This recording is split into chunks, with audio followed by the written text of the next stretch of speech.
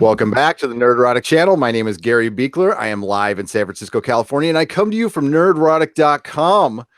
And down in San Diego is my good friend and co-host, Dennis Pathalkas. How are you, Dennis? Hey, how's it going? And from Parts Unknown, we also have Susan Layton. How's it going, Susan? Hey, pretty well. Yeah, pretty well, Dennis. Hey, Gary, how you doing? I'm good. How are you, Susan? Just fine. Been a crazy week. A lot of stuff happening this week. Lots of crazy. I mean, like, we've been throwing in extra reviews.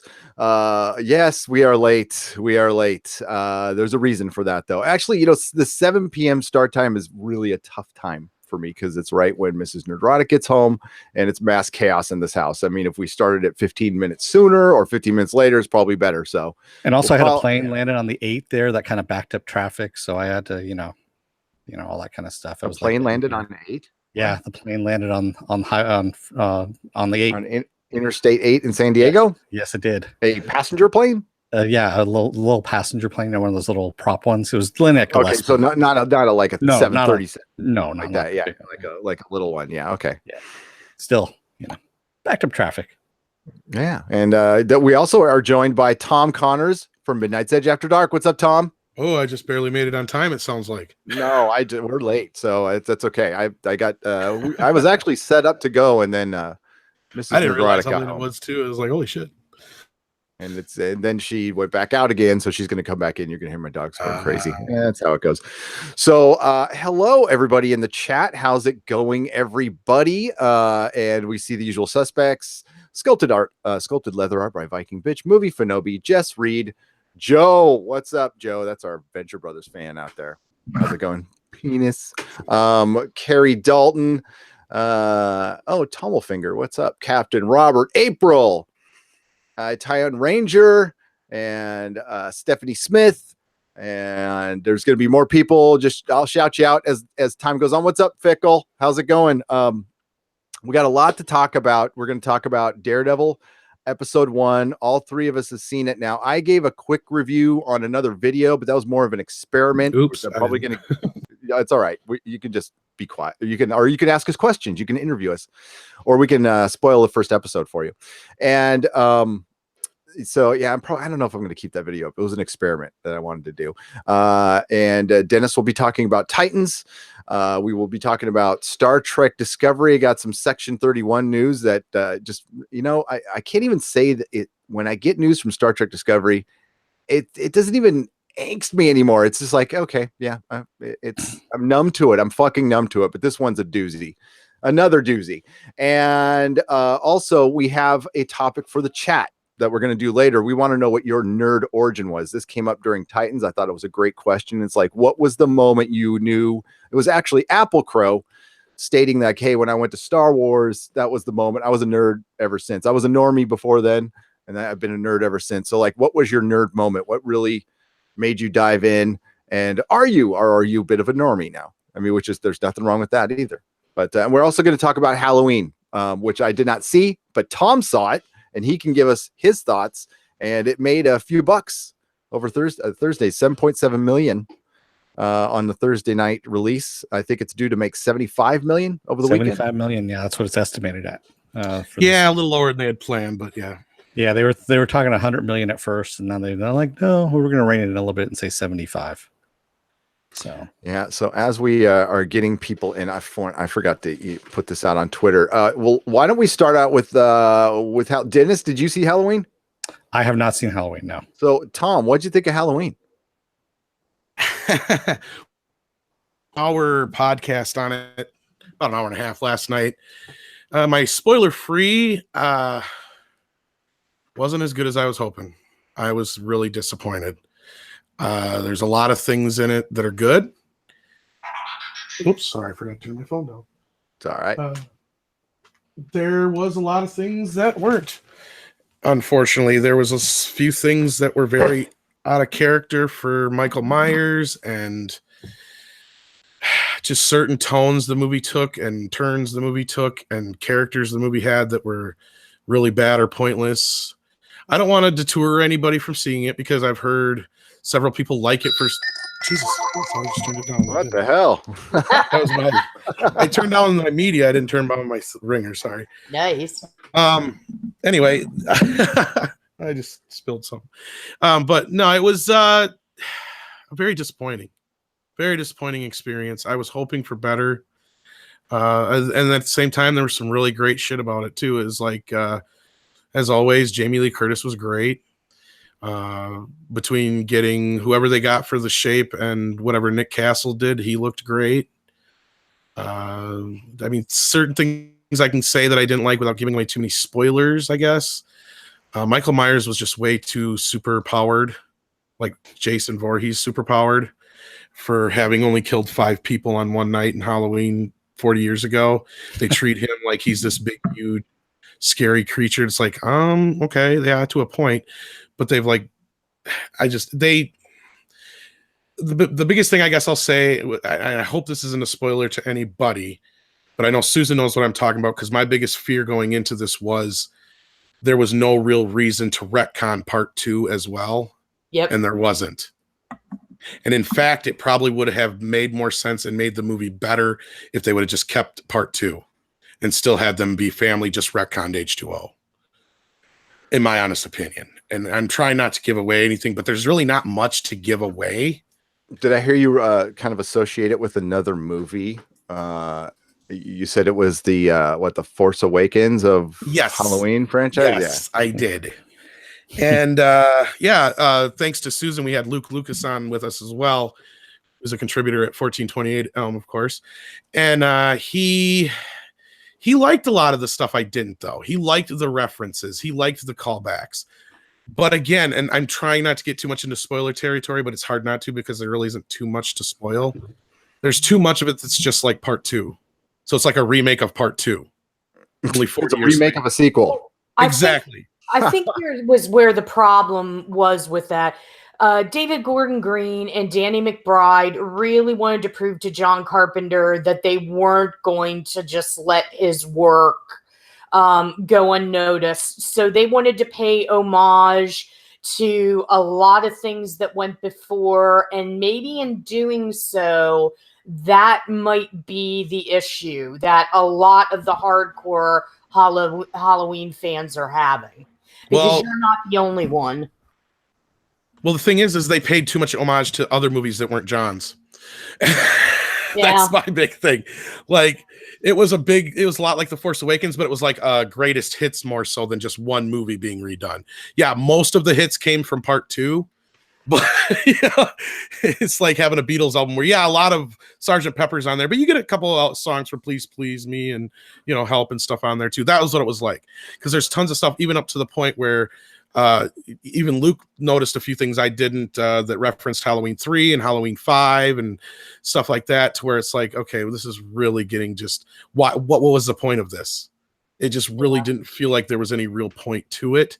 And then, like I said, by the end of the movie, you're just like, well, they could have just left certain things and continued on, because now they've put themselves in positions that they have to, I guess. Things are left open to where you're kind of like, okay, what's going to happen next to a point, without giving it away. But overall, I guess I'd give it a 6 out of 10. I can recommend it. Some people are going to love it. Some people are not. My overall feelings on it was always just disappointed, because it was a wasted opportunity. You're not the only one with the phone. Sounds like somebody else's phone's going on. So you're saying at the end, the worst time. You're saying at the end, Mike Myers opens up a children's school and his ways and daycare center. Okay. At the end, I think it's excellent. Something like that. Yeah. Nice. Yeah. He's good with the kids. He is. I heard. I heard he's not that much of a disciplinarian, and just kind of lets free range children going on and out in the yard and all that kind of stuff. Right. Yeah. Well, and it's funny you bring that up, because here's actually seriously on that point. Michael has never killed kids. Mm-hmm. He's never went after kids. To him, they don't matter. His whole thing was the obsession with his sister was babysitting, and he's obsessed with the babysitters.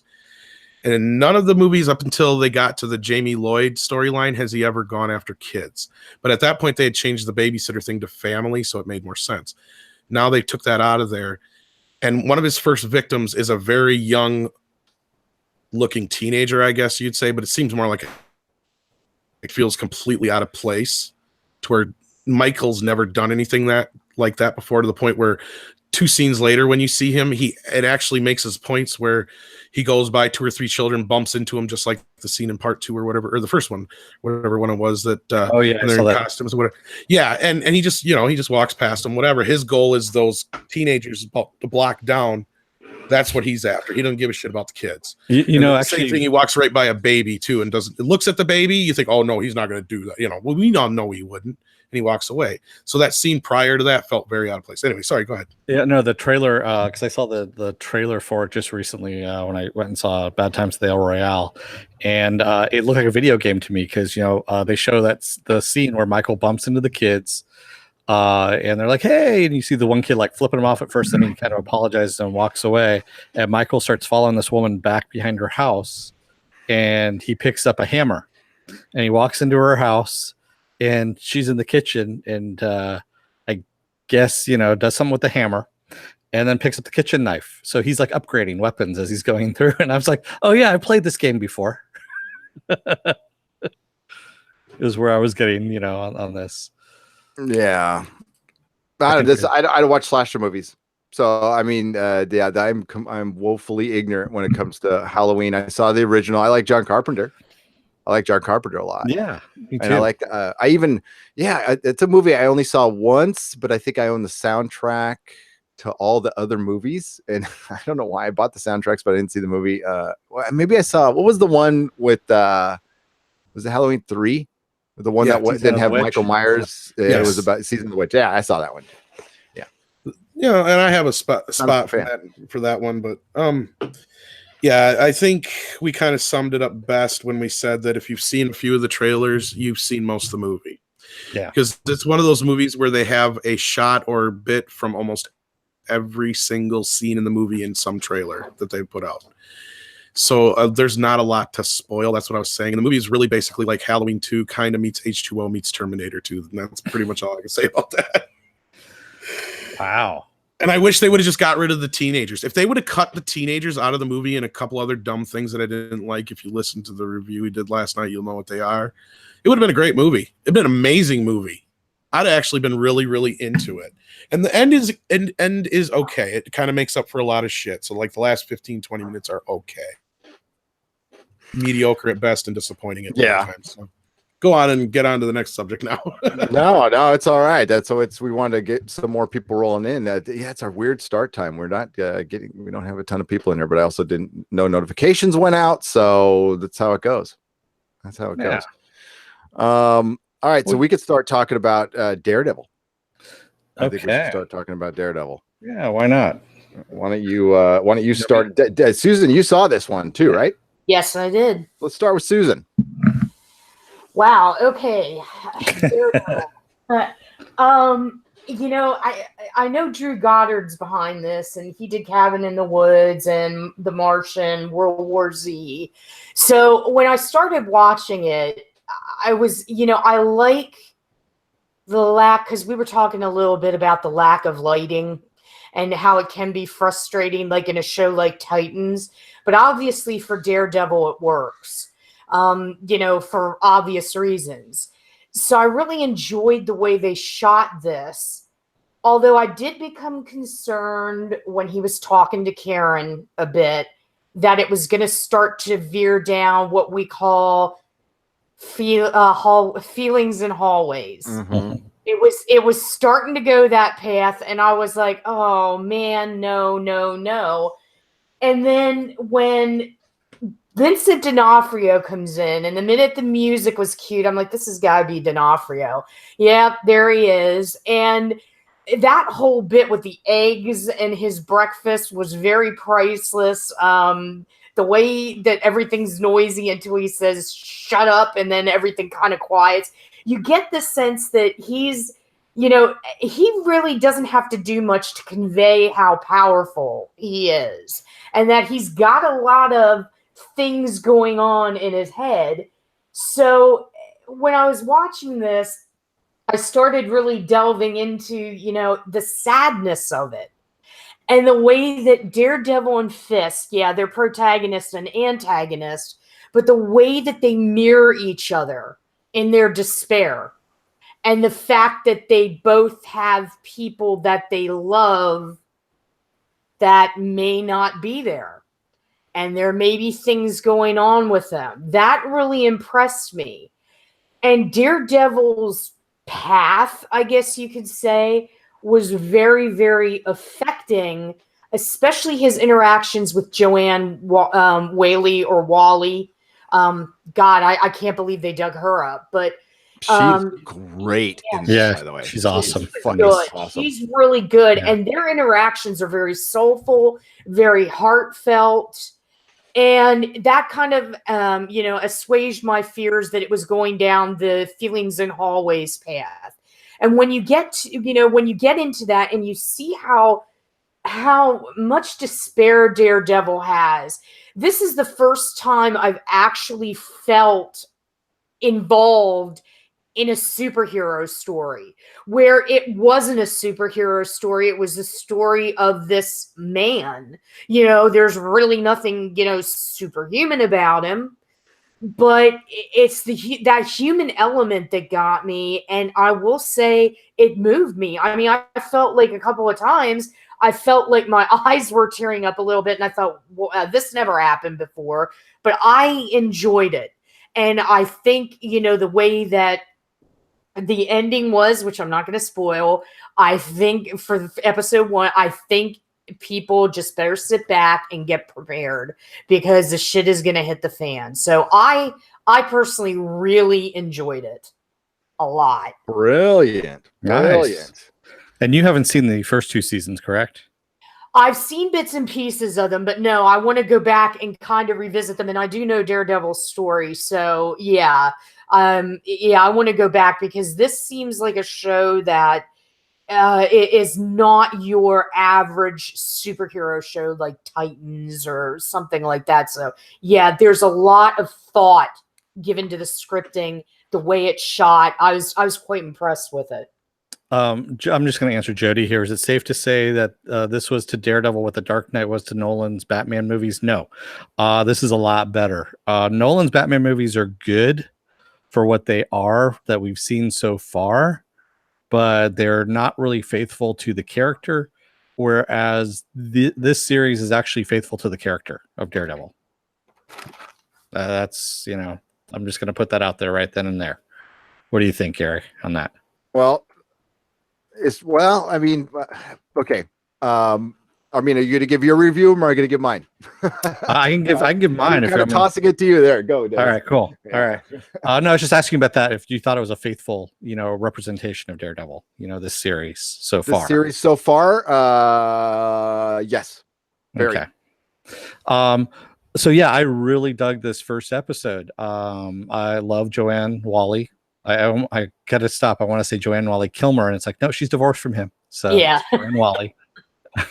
So as Sister Maggie, she does an awesome job. And when she comes to him, and she might be a little bit drunk at one point in one scene, and it's kind of funny. I like the way, she's not coddling him, and she's trying to help him, and he's just being kind of a little brat sometimes, and just having him putting himself back together again after what happened with the Defenders, and then also contrasting that with what's happening to Fisk in prison. And then you also have another character, a periphery character, who they introduce a little bit, and you get background on that as well. And just this shitty place that person is in. And it's actually very well done.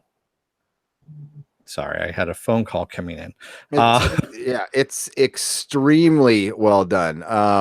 It's Gary's turn to get a phone call now. I already got one. I just turned off my phone. Like I said, this is why we started at 8 instead of 7, because this is like seriously the worst time around my house.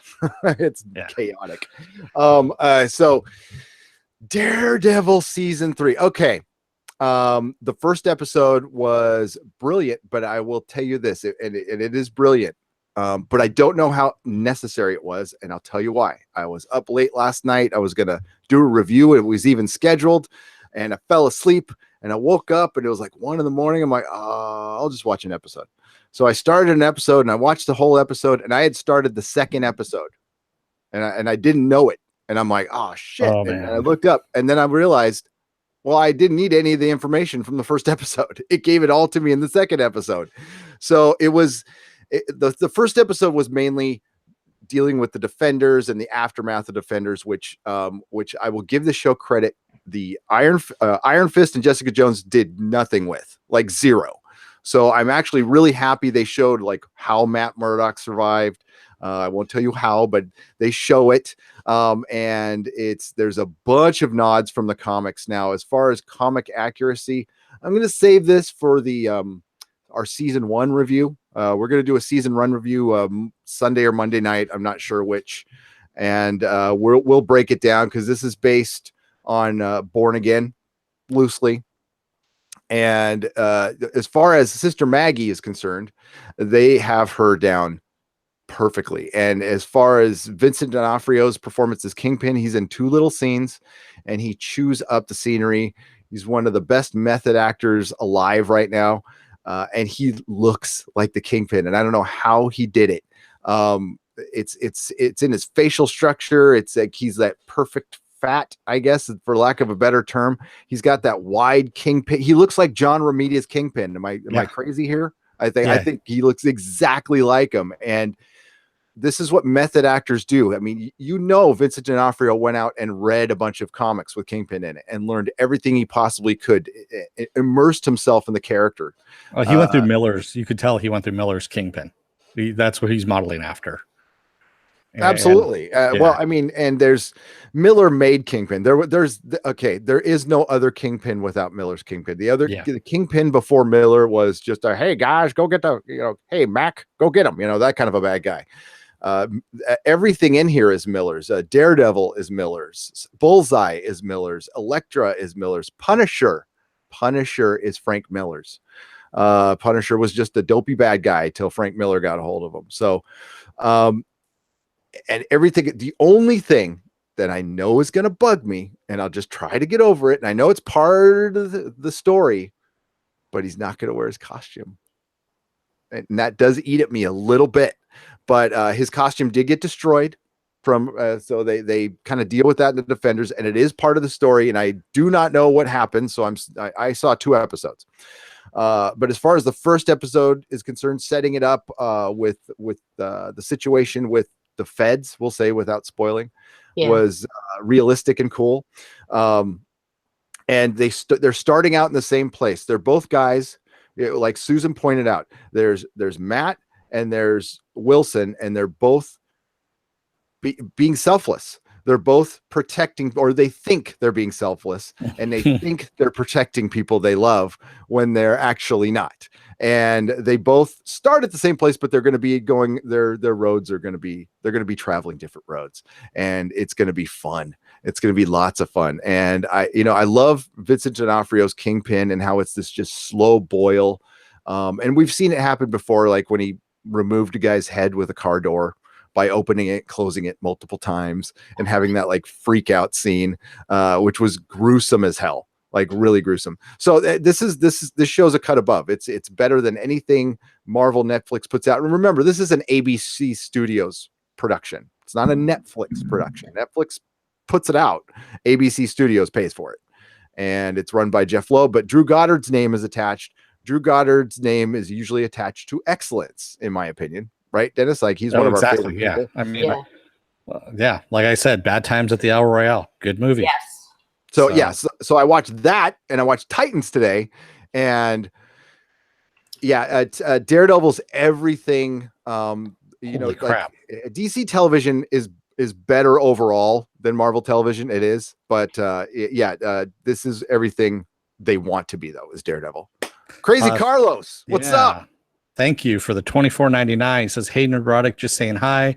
Gary, let me know when you're heading down to SD. I won't be on long tonight. I'm at work now, buried under paperwork. Crazy Carlos, I'm going to be down there within 2 weeks. I will shoot you a direct. You know how you get out of that? You know how you get out of that real quick? Light a match. Just burn that shit up. The problem is, Crazy Carlos is the boss, so he wouldn't have anybody else to blame, and then the insurance investigators would definitely suspect him. Although we would happily be your alibi for anything, Carlos. For anything. even if it's hiding bodies. What is better, Legion or Daredevil? Silhouetted animator. You're just mean asking me that question. My wife is calling. I got to go. I'm leaning towards Legion, but it's by a small margin. I still love Daredevil, but it's a slim margin. That's all. Daredevil. I'm going to say Daredevil. Yeah, I know you're going to go Daredevil. Daredevil's a comic book show, and Legion is much more than a comic book show, and that's a compliment. But Daredevil's a straight up comic book show, and Legion is many other things. Legion could not be associated with Marvel at all, and I would love it. Now, if Daredevil was just a guy and it wasn't associated to Marvel, I don't know. I mean, it'd still be a solid show, but it's my love of Daredevil that has, because I didn't have any love for Legion. I didn't like the comic very much. I don't like the character very much in the comics, but now I do because the show did a great job with him. Viking bitch, we knew you were gonna like it. She says it's the bomb. Word, Viking bitch, word. And Tom, you haven't seen any Daredevil yet? I've seen the first season and part of the second season. I've seen all the second season. Well, season 3. I meant to be asking. No, I have not seen any of season 3 yet. I have to finish Defenders and see everything after that yet. I'm way far behind. I haven't had Netflix in probably a year. Part of the deal with this, like running the channel the way we do, is like I'd like to do like more news stuff, but I have zero time because I am watching TV all the time now. Like I'm behind on a couple shows, and I'm binging 2 shows at once now. I watch shows at the gym. I've perfected the art of watching a TV show. Like when I'm driving, I'll pause it. When I'm at a light, I hit play. When the light turns green, I hit stop. I mean, I've got a show running all the fucking time now. So yeah, waiting rooms. I'll, like if I'm taking my kid to the dentist, I'm all cool. I can knock out like 2 TV shows during this dentist appointment. Awesome. Yeah, that's how you know where I'm at with the other end of my stuff, where I'm always like trying to push in whatever I can. I don't have time to watch stuff. Just for me to go see Halloween last night was a big fiasco. Yeah, movies, forget it. That's and why talking about that, yeah, I don't know why I didn't just say something. My dog was like attacking me through that whole opening bit. I'm like, oh shit, I thought we were talking about Halloween later. I got to talk about it now. And I was like, going to put my dog downstairs, and she's sitting here on my arm trying to bite me and shit. I thought it'd be you're a guest. I thought it'd be a good opening, and like I know zero about Halloween other than that's where I go. I mean, yeah, it's John Carpenter, and we love. But there's a ton of John Carpenter news. Yeah, there is a ton of John Carpenter news this week, and it's just because Halloween is opening up this weekend, so they're kind of pushing it. But some of the other news was that Jeff Bridges came out and said he's been talking with Karen Allen. They want to do a Starman reunion.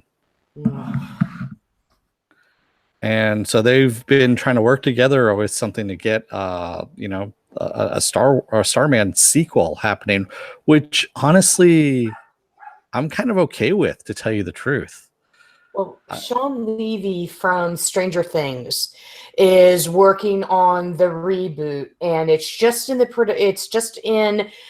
development stage right now. There's no production date set.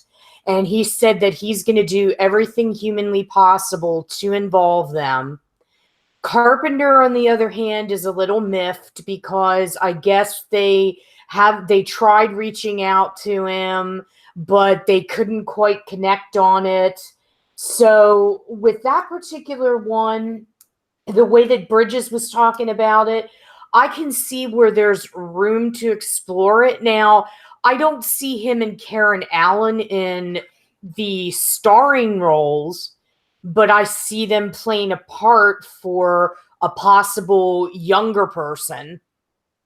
If they're going to go by what Bridges sees with whatever the outcome of the child was that happened between him and Karen Allen. Now, are they serious? Go ahead.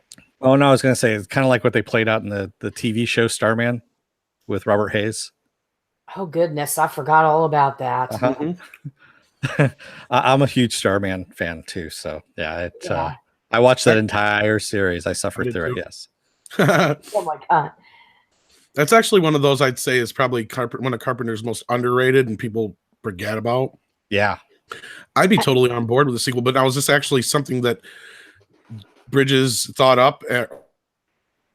Somebody just asked him because the Halloween thing was coming out. So just somebody asked, "Oh, would you like to do the same thing with Starman since you were in a John Carpenter movie?" He was doing the junket for Bad Times at the El Royale, which he's in, and they were talking about Carpenter because Halloween was coming out the week after, and so he was like, "Oh yeah." No, I kind of got where you're going with that. So he said, yeah, him and Karen Allen have actually gotten together and we're talking about, where they're bouncing ideas off each other of how they could do a Starman reunion with each other and have a movie come around from that.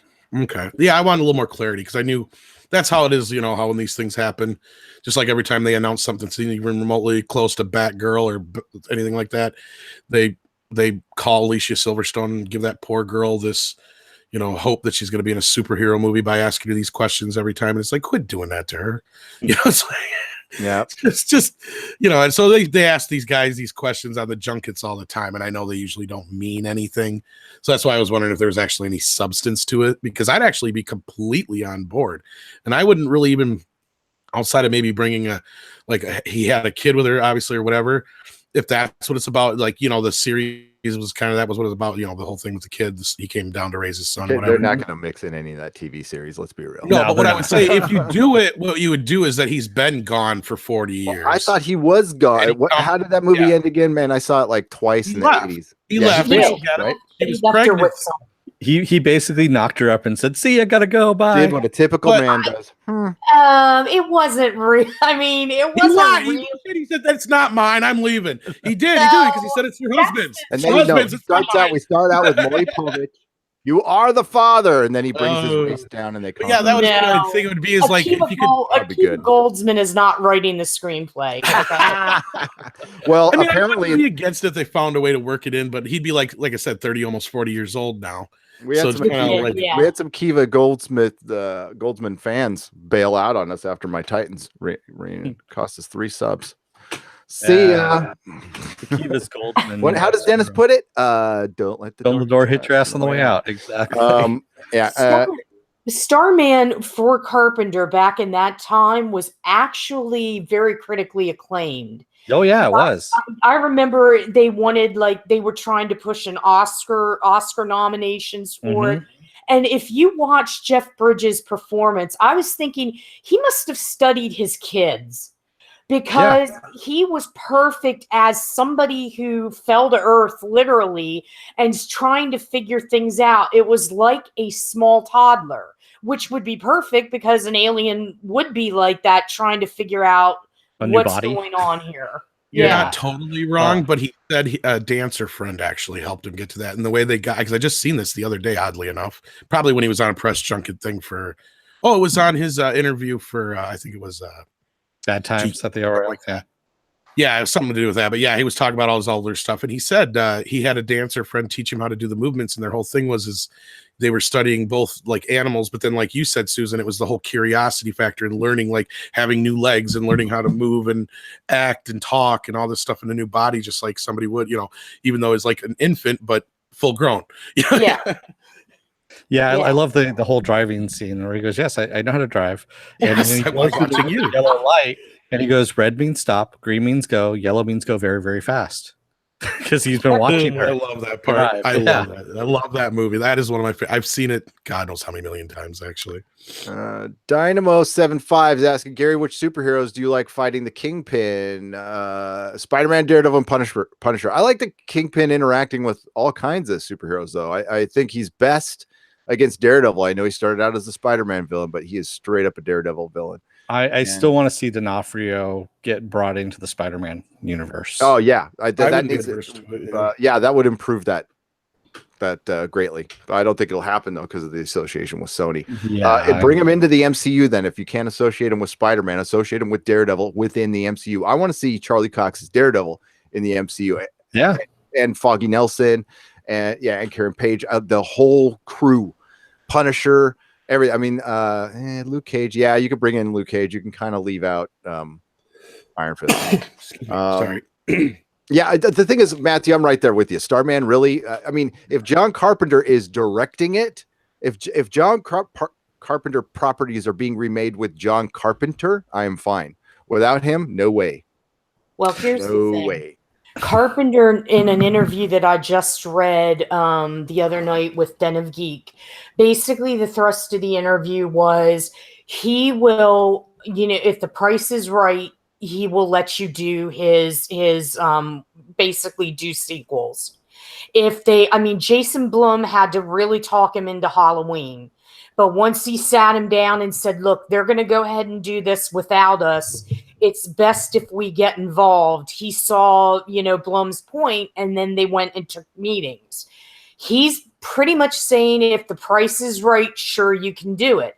Now, he will support whatever the vision is if he likes it. But conversely, with things like Big Trouble in Little China, that pisses him off. Because nobody asked for his input, and basically they just slapped the title on it, and he's pretty miffed about that. Is this actually happening? Well, it's in development hell, and I hope it stays there because Dwayne Johnson is too backed up right now. But Hiram Garcia, the producer, said in April, he's like, oh yeah, we're moving forward with it. It's going to happen. And of course, it's not a reboot. It's going to be its own thing. And he's not going to, The Rock was like, I'm not going to be Jack Burton. I'm not going to play Kurt Russell. Right. Yeah, real quick, Mako, are you serious or are you just fucking with us? No, it's actually canceled. First time I've heard of Starman. Well, if you've not heard of Starman, it was an 80s movie with Jeff Bridges and Karen Allen, who of course is Marion from Raiders of the Lost Ark, directed by John Carpenter, about an alien who takes over a dead husband's body, and hilarity ensues. Thank you, Movie Fanobi, for the $5 super chat. Gary Beekler, the bearded wonder. Fucking nerd. You could just say fucking. Hi, penis. Penis. Dennis. Oh, wow. Yeah. Takes one to know one, Movie Fanobi. That's all. There you go. Happy Friday. Hey, he paid us $5. You're going to take it and like it with a smile, Dennis. And I would too. More than $5. Yeah. $5 and a cent. And a cent. Good night to the special people. Man, he's got to go. Or good night as a greeting, or are you leaving, Movie Fanobi? Thanks for the $5. We appreciate the donation. Nice. Yeah. Speaking, going on with the more John Carpenter. Wait. Let's dial back. Hang on. Okay, so let's get through the chat a little bit here, D. Right. And what's going on with what was the link involved with the Big Trouble in Little China? Big Trouble in Little China. So what's going on? So what's going on is they were talking to John Carpenter again about Halloween, and they happened to mention, they were talking about his movies. As Susan was saying, this is the Den of Geek article there, and he was not happy with what's going on with the Big Trouble in Little China sequel. Now is what they're calling it. Originally, it was supposed to be a reboot, and then it was a sequel. And he says basically he had nothing to do with it. They basically just took the name of that movie. Yeah, here's this quote. They want a movie with Dwayne Johnson. That's what they want. So they picked that title. They don't give a shit about me and my movie. That movie wasn't a success. And it wasn't. And it became a success. It became a cult phenomenon, but it originally didn't do box office. And the whole premise behind Dwayne Johnson's is ridiculous, because how can it be a sequel when a movie definitively ends? When you get an ending, Finny, goodbye, it's done.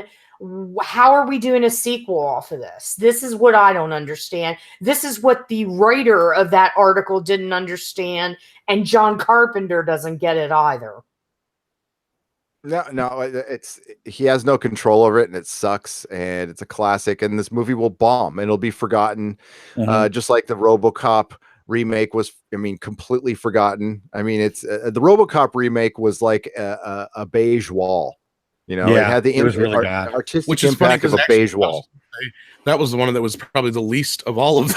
It's like the most mediocre. Like, it wasn't as bad as Total Recall. Recall. I was just gonna say, does anybody remember Total Recall? Oh, that was a gray wall. That had the artistic Yeah, that's TNT keeps showing that piece of crap every now and then. I see it in the guide there, and I'm like, really? Why do you guys keep showing it? Stop trying to remind us of that thing. no. And that's the whole thing, and hopefully it stays in developmental hell. But if we shout loud enough, because that's a sacred movie to us here at Nerdrotic. There's very few. I mean, and they're gonna do it, and we will. I just won't see it. I will not support it in any way, shape, or form, and I won't waste any time on it. I will just watch the original again. Give us the original in 4K, please. That would be nice. Yeah. Let's do a combo pack. Let's, put a whole bunch of new extras on it and talk to everybody. Let's get Kurt Russell and John Carpenter together, have them get drunk like they did on that one DVD and just talk about the thing. film. Yeah. Yeah. I mean, we don't need to revisit this territory. And I think what Dwayne Johnson, and don't get me wrong, Dwayne's okay. If you love him out in the chat, I'm going to apologize beforehand, but he's experiencing the Tom Hanks effect right now. He's everywhere you turn, there he is, doing this, that, and the other thing, and audiences will get tired of him. And then he's going to have to take a sabbatical for a while. Yeah, I'm honestly of the opinion right now that The Rock just needs to start doing keep doing kids films and stay with it, because I kind of think he should go hard R and stop doing the nice stuff. I think he should go get really violent and do a dark ass movie. Well, yeah, hard as a rock. Real quick, I gotta chat here. This comes from Titans. My Titans review, and Tom will finger, if you really did do it, you can send the link to my DMs at Twitter. So I asked. There's a scene in Titans where Robin stabs a guy in the balls with some scissors, and I said, it'd be really fun because most association with Teen Titans is from that cute little cartoon that was out with the people. They basically look like they got big heads. They basically look like this. I mean, I hate the cartoon, but they look like that. So imagine a kid going to DC Universe going, yeah, I want to go see this Titans show, and seeing Robin stab a guy in the balls. I'm all, somebody should make a video of the Puffy Amiyumi's Teen Titans theme, and just over and over Robin stabbing that guy in the balls over and over again to Teen Titans Go. And somebody did it. Bless and I love you guys. Yes, you could post the link on our face. You can DM me on Twitter. You could at me on my Twitter or on our Facebook group or our Facebook page, which is Nerdrotic Podcast. Nerdrotic Podcast group. Yeah, you can always email post it to there. me, and I'll post it, and I will give you full credit because that's funny shit. God damn it, you guys coming through. Carpenter has stuff to do. I love Daredevil, but I think Legion is on another level. It is a work of art. I can't argue with that. Matthew Matson says Big Trouble in Little China comics crossed over with Escape from New York Snake Plissken. Interesting. I saw the Escape from New York comic that Boom Studios was doing, and I saw the Big Trouble in Little China one that was actually worked on by Carpenter with the guy who did Goon. I can't remember his name now. But anyway, they worked together on the story because it was a continuation from the movie, and it was actually fairly decent up until about issue number 6 or 7. Then it kind of went. Yeah, I like his name too. Eric Powell. Thank you. Eric Powell. And I liked Eric Powell. I mean, I actually talked to him about this at Comic-Con the year that it came out. So it'd be interesting to see that crossover. And talking about Escape from New York, that one's also in development hell right now with Gerard Butler attached to star in that one. But that's been years in development. Escape from New York? Yeah. Yes. With Gerard Butler. Yep. Gerard. This is New York. This is not New York. They already made it. Sean Connery. Mako is correct. The only show you can compare Legion to will be The Prisoner. Absolutely. Yeah. Honestly, I haven't. I saw like 1 or 2 episodes when I was a kid, but it is available on Amazon Prime, and I've been watching it. Is it? Yep. Oh shit. Okay, I know what I'm watching. Prisoner is on Amazon Prime. Yes, it is. Oh, It's so good. it is a good man. Every time I find it someplace, I've got to watch it because it's awesome. Patrick McGowan, my God, that guy eats up scenery so well. Fucking man's man right there. Yeah. I would have loved to see him, Ricardo Montalban, and William Shatner in their prime Oh yes. all together. Just Just like a cock off. Straight up. there would be no world left because of all the scenery chewed. Yep. Can we throw in William Wyndham too? Yes. We'll bring him back. Oh my God, that would be awesome. So Nyla Shadow says of Titans, what's odd is they can't use certain characters like Batman and Arrow, for example, because they are in use, and yet we have Teen Titans Go, Titans, and an old cartoon returning.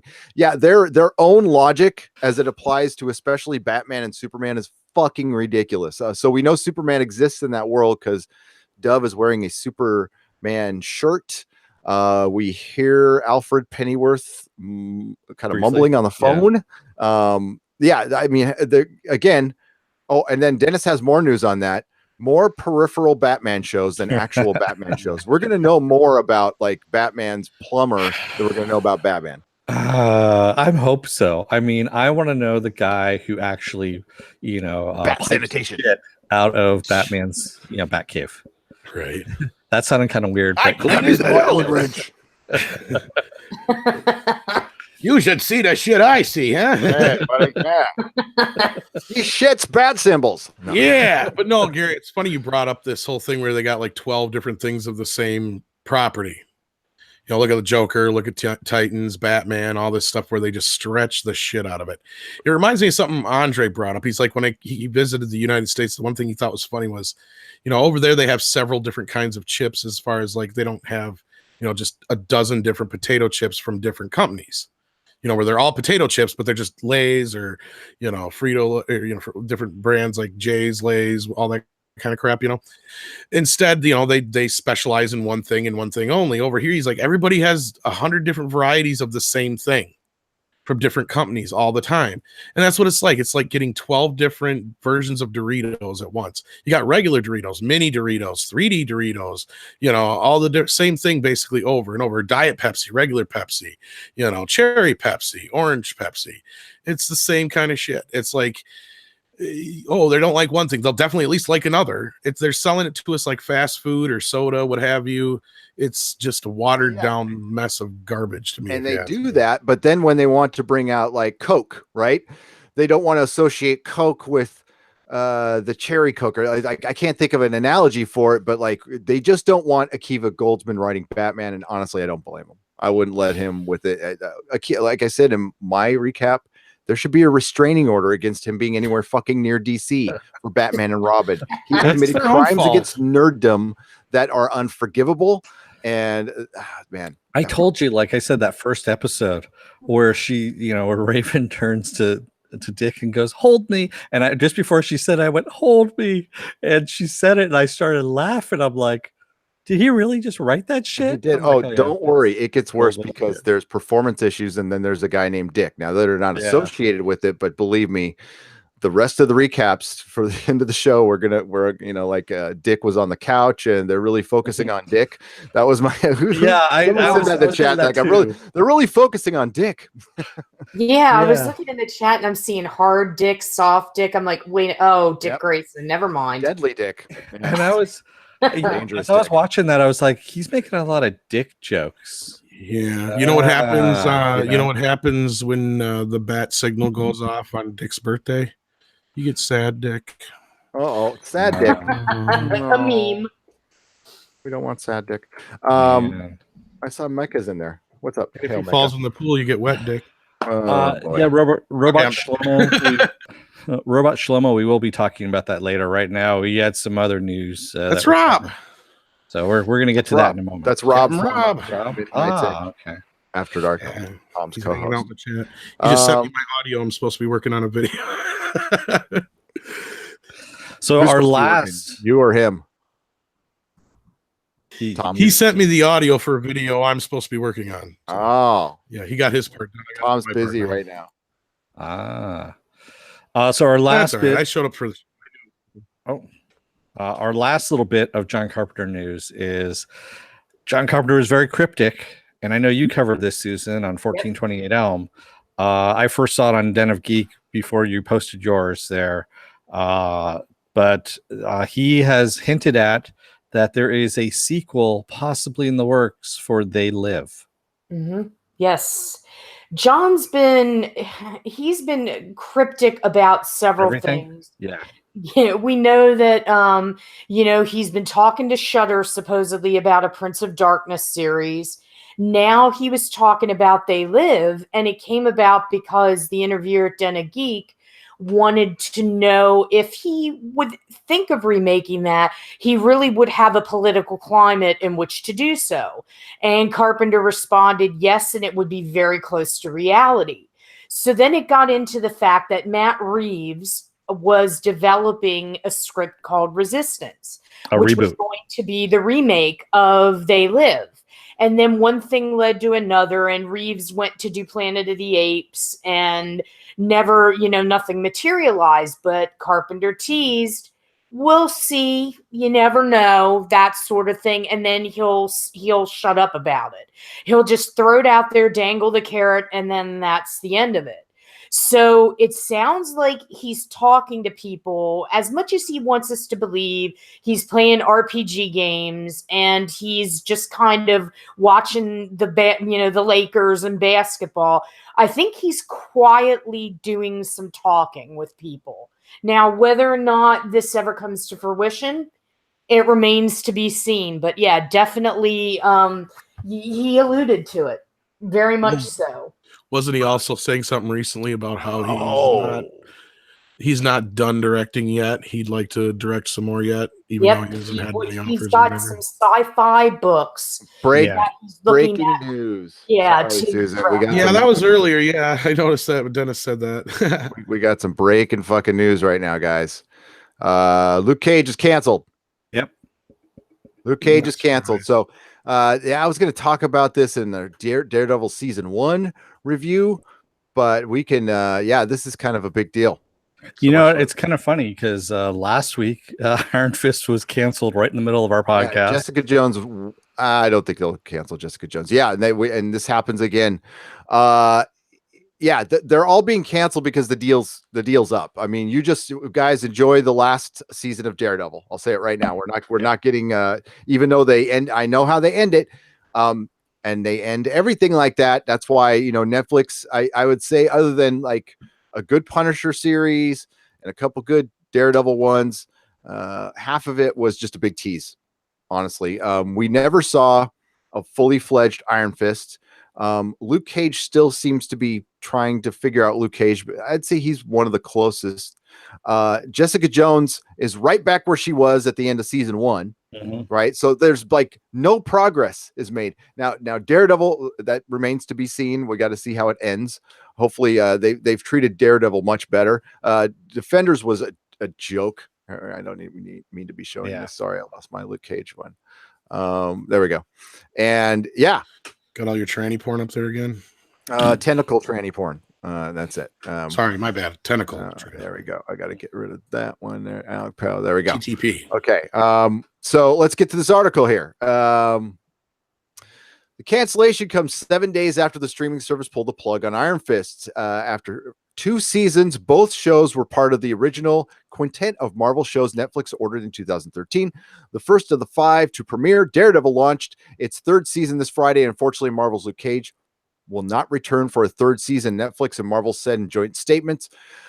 Everyone at Marvel Television and Netflix is grateful to the dedicated showrunner, blah, blah, blah. The source tells The Hollywood Reporter the cancellation was due to creative differences. Thank you. I was trying to get to that part. I almost, every time, Dennis, because you can hit Command F and search, I'm just going to search creative differences and get to that part. Yep. Sorry, folks. And the inability to agree on terms for a 3rd season of the show, Netflix doesn't release viewership figures for its content. And it's going to have to someday, by the way, folks. They can't hide that forever. Somebody will leak it, but they're going to have to, especially to investors. And And I think there'll have to be some kind of, especially they're publicly traded, right? Is Netflix publicly traded? I don't know Yes. how the hell they hide that information at all. Because they could just make shit up. And if people don't think big companies don't make shit up, you ain't lived long enough then. Well, the funny thing was they had posted something earlier this week about how, because everyone was talking about how Iron Fist was canceled. Everyone was speculating that Luke Cage was next to be canceled because Defenders wasn't getting a season 2. They had already announced that earlier on. And Daredevil season 3 was coming out, and they're like, oh, this is probably the last season for Daredevil. And they're like, no. We've got plenty more stories to tell. We're going to tell them until we're done, telling them. Is what they had released. It was this weird article that they had put out there. Does anybody believe this bullshit when they come out? I mean, they're just lying. Everybody knows that the deal's coming up soon. Now they can continue making this stuff, and they can make just like Fox. If they keep making Daredevil, they maintain the rights, I believe. Yeah. So it depends on how it does. I think they did hint with Iron Fist that they're going to do some kind of maybe it's going to mirror what happened in the comics. Power Man got canceled. Iron Fist got canceled. We got Power Man and Iron Fist. We got Heroes for Hire. So that's kind of what they sounded like they were talking about when they canceled Iron Fist, which I would be okay with because those two actually work well together. Yes. Their shows on their own are kind of but if they were together, mixing just the cast of characters, mixing the culture, but of course it would be Colleen Wing and Luke Cage because Danny Rand's not Iron Fist. He's just the Iron Fist carrier. Or just drive that dump truck full of money up to Drew Goddard's door and tell him, take this over for sweet Christmas. And thank you, Joe, for the $2 for the sweet Christmas. Yeah. So is Jessica Jones next, everybody? What do you think hoping. In the chat? Fingers crossed. I'm sorry. I really hated season 2. Season 2 was bad, and it was just bad. It was horrible. It was I think I actually went nice on it when we were doing the review, and as time passes, as time passes now, I'm like, no, that was a piece of shit. That was really, really bad. That was even worse, I'm gonna say, than Iron Fist season 1. Yeah. I don't think the Punisher will get a season 3. I don't think Daredevil's getting a season 4. I think it's all done. I think Kevin Feige, and it was reported that he will have some say in the television streaming side. Oh yeah, he does not share power. House. Yeah, he's cleaning house. Nihilist Shadow says Jessica Jones, the woman, can she be canceled? Well, they just canceled Luke Cage, so yes. Yeah, but he's not a woman. No. I can't. Well, we don't know that for sure. I mean, unless you actually went and checked his junk. I don't know. I cannot believe they did not follow the comics in Iron Fist. Why didn't they focus on Danny in the suit kicking ass as Tarka Jedi? That was the biggest problem. These shows are better, they're going. They go off of lore in the comics. Now, Iron Fist doesn't have a ton, but he does have the Brubaker series that you were talking about. They have Immortal Iron Fist. And they just kind of. Yeah, they talked about it. They said they were going to do that, and they didn't. Yeah. I don't think they had the money. No, I don't think they do. I mean, yeah, man, I really hope they just kind of go and do, Heroes for Hire or Daughters of the Dragon. One of the two. You could still have, Danny and Luke in there in Daughters of the Dragon. Well, Amari Daniels says with Iron Fist and Luke Cage, what you were just talking about, done. There goes their hope for with people wanting Daughters of the Dragon series. Maybe that's for the best. Yeah, well, they screwed that up in Iron Fist season 2. Yeah. They completely screwed up. Unless it was going to be Iron Fist Daughters of the Dragon. Right. It could just be that they go, you know what? Season 2 is all just a dream. They could just do a Patrick Ewing, Well, they could do season 3 where we see Colleen Wing finishing her PhD, so she becomes a physicist, and she has 2 laser swords and 2 fists, and walks on water, and because that's pretty much where they were going with that. And she finds a cure for cancer, right? Well, that was just in the first 5 minutes. That was just that's a throwaway. Is that a Star Trek Discovery possible crossover? Doesn't it sound familiar? Doesn't that sound very similar? Yes. It does. Unfortunately, it's not just Star Trek Discovery that writes shows like that. When you watch a lot of television, you start seeing, I mean, like, people follow trends. That's what we do.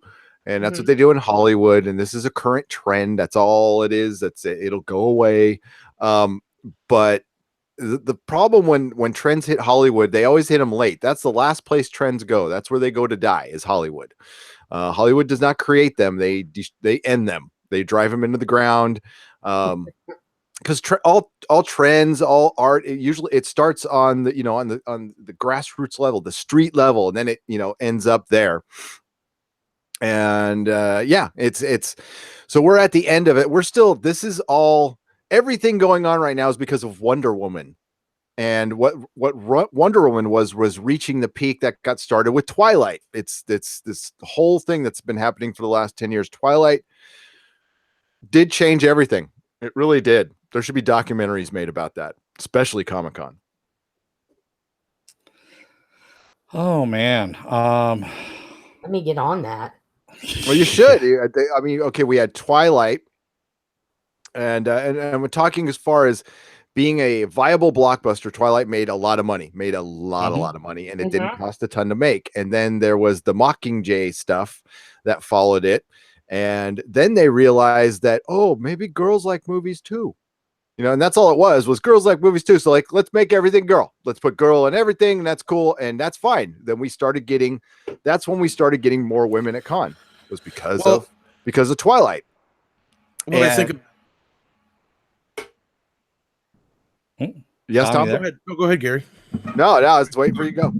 No. Finish your thought.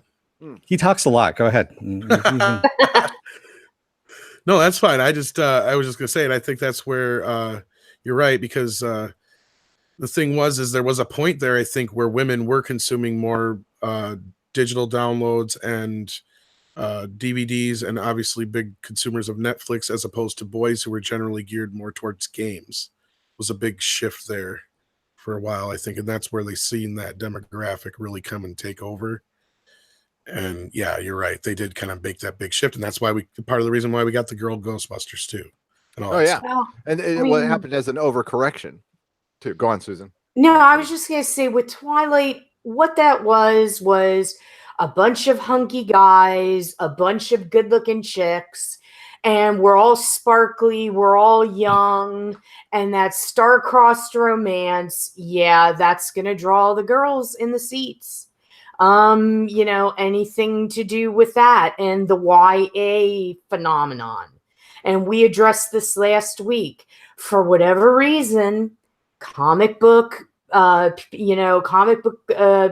productions like Marvel, DC latch onto these YA writers, I don't know why, and think that just because they can write a Twilight or something like that, they can tackle a superhero universe. No, and stop. No, they can't. And the main thing is they being the powers that be at Hollywood, weren't even considering women in genre at that point, and ignoring the fact that, like, I would say a majority of women were watching Farscape, or at least half. Okay, we already had half already into Harry Potter at the time. There was tons of women in genre, but they never saw them as a viable thing for genre blockbuster, and ignoring the fact that James Cameron actually did it first. Titanic was the first movie that really exploited that perfectly, and then Twilight did the same thing. And all it was you're right, it was a YA novel, but they put it with vampires and they put it in genre, and all of a sudden, I hate Titanic. And that's why that's when they said, well, if they like vampires, everybody, vampires are just like superheroes. They're going to like superheroes too. And that's how they see genre as this one big thing. They don't see it in its sex, because they don't think about it, because they're too busy. And Outlander's the same way. And what infuriates me to no end is they get these shows where they ship these characters hard. And X-Files was guilty of it. And they think if they ship the main characters, that's going to draw the women viewers. Unfortunately, it does. And for those of us that maybe, don't want to see so much shipping and want to actually focus on a storyline, because God knows Hollywood could not find a story if their life depended on it now. And, you know, that's what they think of female viewers. They think, oh, well, we'll put this guy and this girl together. And of course, yeah, people buy it. And it's infuriating. It is. Edward, I'm not saying this is a good or bad thing. This is what happened. This is how it went down. And you could see it. Comic-Con, the reason I bring that up, because Comic-Con is important. That's where you can like visually see a group of nerds together. You can see trends actually happening right in front of you, not just what's trending on Twitter. And yeah, Twilight made Comic-Con sell out. Twilight made lines on Hall H. Everything we're dealing with Comic-Con right now was because of Twilight. Twilight was going, or Comic-Con was going on just fine for 30 years without lines. People were walking up the day of. The minute Twilight happened, there was people camping out overnight. Now, this happened occasionally, sometimes when there was a big movie. Twilight's when it started happening all the time. It's because they started, you know what? It brought that milkshake brought more people to the yard. That's what it fucking did. And it's not a bad thing. But, and I remember having this debate while it was happening. We were waiting in line for Hall H while looking at all these Twilight people. And we're going, and I was with my friend Joe Borelli. And I'm like, man, this shit is never going to be the same. This is it's a paradigm shift right now. This is happening right now. And it was really interesting to talk about. And then we were debating on whether it's a bad thing or not. We both agreed, okay, well, Twilight itself is bad, but is it bad that it's bringing a new kind of fan in? Well, hell no, because that's more cash, that's more cheddar. Problem is, it did not cross over into comics. No, it didn't at all. They wanted it to. They really fucking tried to force it, and it just did not happen. Well, it was too bad. I remember it was a couple of years after that you and I were standing in line for DC. And there's these two young girls that are behind us in line. They kept going, oh my God, what's this line for? Oh my God, what's this line for? You know, you could see it says DC Comics, you know, on the booth that we're going to. It's a gigantic booth. And we're not turning around and telling them anything just because it's right there in front of them. And we're walking up, and it's just basically just to pick up some buttons and some comics is what it was. That's all it was. I mean, it was a fast moving line. We knew what it was, and we were there. And they're like, "Oh my God, what's this line for?" I don't know. And then they finally get up there. It's just comics. And they walked away. And Gary and I both looked at each other and went, "Yeah, this is the new group of fans." It is. And yeah, we knew it had changed at that point. And it's not, yeah. And like I said, it's not even a good or a bad thing. It's like, that's what happened. It's too late to even fucking do anything about it right now. It's what's going on. You know what? Having more girls around is not a bad thing. Never is, never was. Nobody ever complained about that. Trying to write Marvel Comics like Twilight is a bad thing. And I wish it would stop. And plus, we're like way past that. I mean, like, Twilight's come and gone, and Mockingjay is come and gone, and like Marvel is still playing in that pool, thinking we'll be just like Twilight or Doctor Who, or yeah, it's be Marvel. Be Marvel. That's the biggest problem with Marvel Comics, is they forgot to be Marvel. They're trying to be Harry Potter and Twilight and everything else, and not be fucking Spider-Man and Captain America. So, Mike Sider says, "Just comics at Comic-Con. Smack my head." If you can't be Marvel, don't be DC. Yeah, exactly. And come on, you get to reinvent Buffy too every 3 years. I loved fucking Buffy. I still love Buffy. It's one of my favorite all-time shows. I love Angel. I used to be a huge Joss Whedon fan. What? You love anal? Oh, I heard you wrong. Sorry, you said Angel. Oh, okay. I think he thinks he's on his show. That's true. I'm sorry about that. I've been keeping them to myself all night long. Got to give me one. Harry Dalton.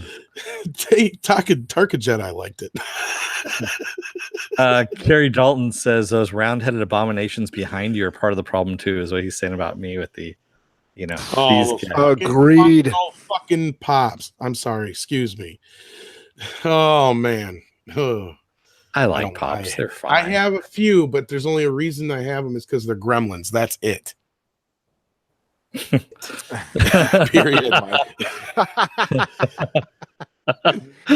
No, I'm not excited for we have to wait for the butt chucking hour. We're not ready. For Butt chugging. Butt chugging. Are we doing that tonight? All right. It's every night. Okay, so it's the pop vinyls themselves started. I mean, they're just inanimate objects. It's what's happened around them, and it's what they represent. Because Yeah. they're basically blank things that you just paint your favorite character on. There's no difference between the bodies except if it's a special edition or something like that. Yeah, it is a representation of what the problem is. It's equal to the fair weather sports ball fan who doesn't take the tag off their hat or their shirt, and decides to return it later. It was cute for a few franchises. And then do you remember when Funko started doing the reaction figures, guys? Oh, yeah.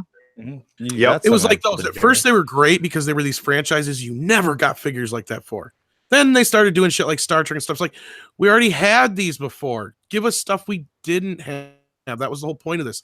So it just started getting redundant. So it's kind of the same thing with Funko Pops. It's like there's so many of them to the point where they're unvariant, to the point where it's like just my god, it's like Rob and I have like, this is not a pop, but it's like it's the cutesy shit. It's the cutesy superhero stuff that like I got this or my kid gave it to me out of a gumball machine or something like that. That's why I keep it. But like, yeah, that's about what it should cost. But when those pops came up, like it was printing money. I could not keep them in stock, and yeah, I sold the fucking shit out of them. But it's what's happened to them. They're the new Beanie Baby. They are. Mhm. I I don't deny that. I'm just saying. No, it's people like them. That's cool. I don't have some people have ravenous hatred for them, and it's because what they symbolize. We'll say this. I've got some of the newer Gremlin ones, and I don't know if they're doing this across the board, but I'll grab one here in a second when I get done saying this. But it looks now like instead of doing the whole pop style, they're doing a more shrunken style. So it looks just like it's supposed to look, just short and fat. Yeah, they switch them out every now and then depending on what they're doing. Yeah. And those I don't find as offensive. Yeah.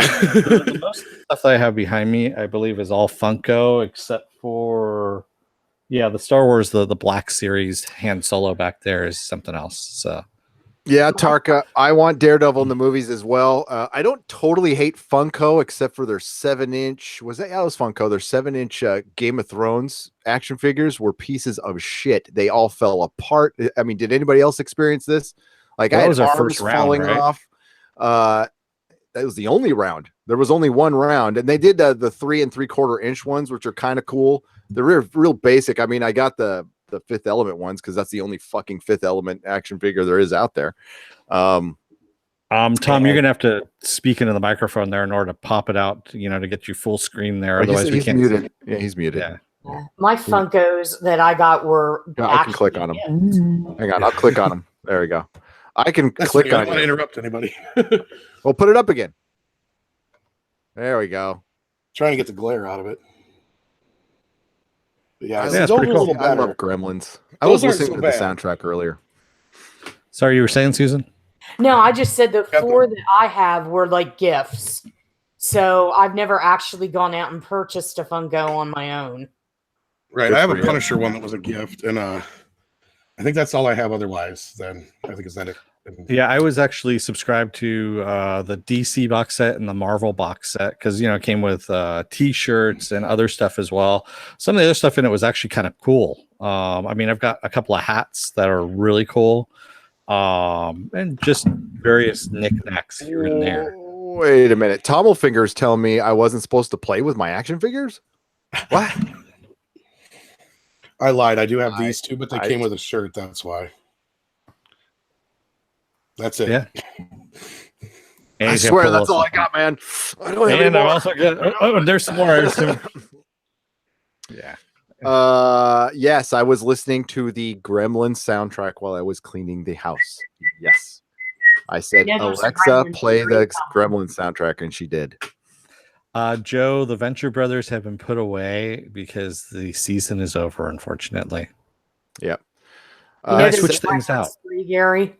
What was that? Gremlins 3's coming. Okay. I mean, is Gremlins Joe 3 Dante has been directing it? coming. I was gonna say until it actually starts rolling, I won't believe it because they've been talking about Gremlins 3 Yeah, since forever. 2000. So yeah, Is Joe they Dante started directing it? Is talking he about still it alive? Yeah, Joe Dante is still alive. What was that, Susan? No, I'm just saying they're starting to talk about it again because Zach Galligan, that's his name, Zach Galligan, Yeah. was just at some con and they were talking about Gremlins 3 again. They always bring that shit up. I mean, I I was gonna know. say that's what happens is every time somebody talks to Zach Galligan, that's when it winds up. Of course, because Yeah, they're doing it. Yeah, they're doing it. Mike Cedar says 7 inches is too big. Well, it's all a matter of perspective. it's how you use it. It's how you use it. Whoa. Dick wasn't having a problem with 7 inches. See, there No, we he go. wasn't. Oh, that's later in the season. I'm Susan sorry. forgot. She thought she was on After Dark for a second there. I think. Tickaman Blade says I prefer 1/6 scale these days. I do too, but God, those things are expensive. And I like Mego. All right, I like my Megos, but so I like the little Funko ones. You know, with the 4 points of articulation just for the card. But they're made like shit. The cards, the blister cards, fall apart. yeah. The fucking Game of Thrones figures all fucking fall apart. The only one that's decent is the wall play set that comes with like a little Tyrion. I like that. Actually, they're later ones now. I have a Superman one that they gave me, one of the box sets. It actually is pretty cool. And it's an action figure and it's done like the old 30 style of Superman. And the card's good and everything. They had to work through some iterations of it before they were getting some stuff. They're down. supposed to be distributing Doctor Who figures, but they aren't going to really have any to distribute. They are making a 13th Doctor figure, but yeah. You know what? There was a time, I will tell you, Doctor Who fans, there was a time not too long ago where you could find Doctor Who action figures in a place called Walgreens. Now, in Europe, you're probably not going to know what I'm talking about, but just imagine your generic drugstore that I forgot the name. Like London has one like every block, pretty much. That's ours. Walgreens is on every corner. And because there's a lot of people on drugs here in San Francisco, surprisingly enough, and there's Walgreens fucking everywhere, and they had Doctor Who figures in there. That's crazy. That's how popular it was. It's not that popular anymore, unfortunately. It's too bad. Marcus Kahn says, Gary, just leave it in the box. No, fuck no. Do you think I could put all these figures up if I'd left them in the box? But I do keep the cards. Is that crazy? I keep all the cards and all the little bits. Not crazy. I have my old because I used to have tools, all right, because I used to work on cars. But where I used to keep all my nuts and bolts stuff, now I put action figure like little bits, like little guns and stuff, and I have them alphabetized and stuff. I don't want to be sharing this. Can we change the subject? Gary, you're not alone. Actually, there's a lot of toys that I've opened up that people would kick my ass for. So there you go. Good for you. And no, hoarder. I throw away my trash. I'm not a hoarder. We all have different kind of hoarding. I'm Hodor. Hodor. Hodor. CBS, same thing. Yeah, Man of Action. Same. We have CBS too, but yeah. Yeah. It's CVS, Walgreens, every block. Yeah. Hey, Gary, I heard there's some Star Trek Discovery news. Who's running Section 31? Who runs Section 31? Oh my God. Did you guys hear? Okay. So this is like news trickling out from, this is so lame. I almost don't even want to tell you guys, but this is so fucking retarded. I'm sorry. That's a horrible term, but I mean, it's just stupid. Depends on how you use it. Just in relation to this, it's great. And I got a special needs son, so everybody can fuck off. They don't like it. So it's okay. So Section 31 is it's like the covert ops of Star Trek. And it was greatly. Everybody thought that the Discovery was part of Section 31. They said they didn't, but it turns out it was, because if you have the black badge, because as everybody's pointed out, you have to have a badge to point out the covert secret organization. It goes along with the handshake too. So the twirly mustache. Everybody remembers Philippa Georgiou. Okay, she was eaten by the Klingons. Michelle Yeoh was eaten by the Klingons in the first part of the season. And then they went to the Mirror Universe and they pulled out her her double, who was an emperor and basically a space Nazi who was eating aliens. Saru, his race, she ate his ganglia, basically his nads. His fear nads, whatever they are. No, that's his brain. No, it's in the back of his neck. It's where his spider sense comes out, and they just look like a whatever. So they brought her over from the mirror universe, and it's been probably a couple weeks or something like that. So remember, like a crazy leader who was killing people left and right, and was an emperor with complete power. And then they brought her over to the mirror universe to make her good because her counterpart was good for some reason.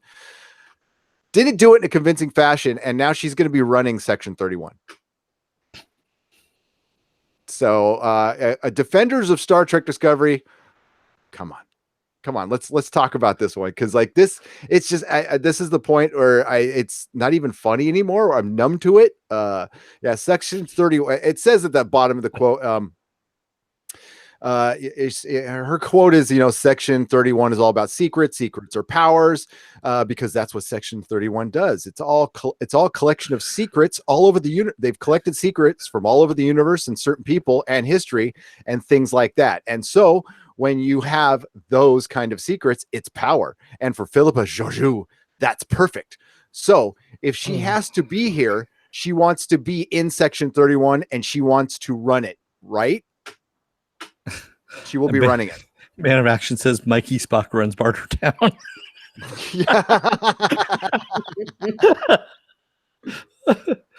Oh my God. So yeah, it's like I had actually completely forgot about it. So if anybody, I think we've done enough videos on this subject, and people have seen the short now. Well, at least people in Europe haven't seen it, but they're so much better off for not have seen it. If anybody's convinced that they're going to like change directions and try to get away from season 1 and be more fun and I don't know, be more Star Trek, it's not going to happen. Like, it's gone. Just give up hope. Abandon all hope. Harley's little sister says, "Is that roast beef a Jew?" A Jew? A Jew. A Jew? Georgiou. It's Georgiou. Roast beef a Jew? Send all complaints to Dennis Bethalkis at dennisbethalkis.com. Yeah. So hey, I don't know. Never mind. I keep finding stuff, and it's all from New York Comic Con, and I guess they Susan, you could tell more. So when they talk to Korea, you went to that one con, so it looks like they sit around tables and they talk to all the entertainment media, and then they slowly trickle out their articles from the previous con for the next 2 weeks. I don't get that. I mean, it's like it's called round tables, and a few people are lucky to get one-on-ones with the principals. Like, thank God when I went to the Stars press junket for Avid, I didn't have to do the damn the round tables, because it would have been Pimp Hand City for me. We call round tables in the real world circle jerks. Yeah, exactly. Bad questions, and that's what happens. And then like 2 years later, they write an article, and you're like, we already knew this. Why are you even bothering? So yeah, that's how that works. Wow. Yeah. Wow. Hey, especially when you've got like New York Comic Con and San Diego, they're so huge. So many media outlets go, and then you have to fight other reporters to get your questions in. It's just, to me, it's like I wouldn't do it. I'd go, I'll just lose that story. Wow. Yeah. I don't even know why you would want to do that. Yeah, you're going to get an extra story, maybe. Yeah. But so many, as you pointed out, so many of these websites just pine off of other articles anyway. Like, why bother going?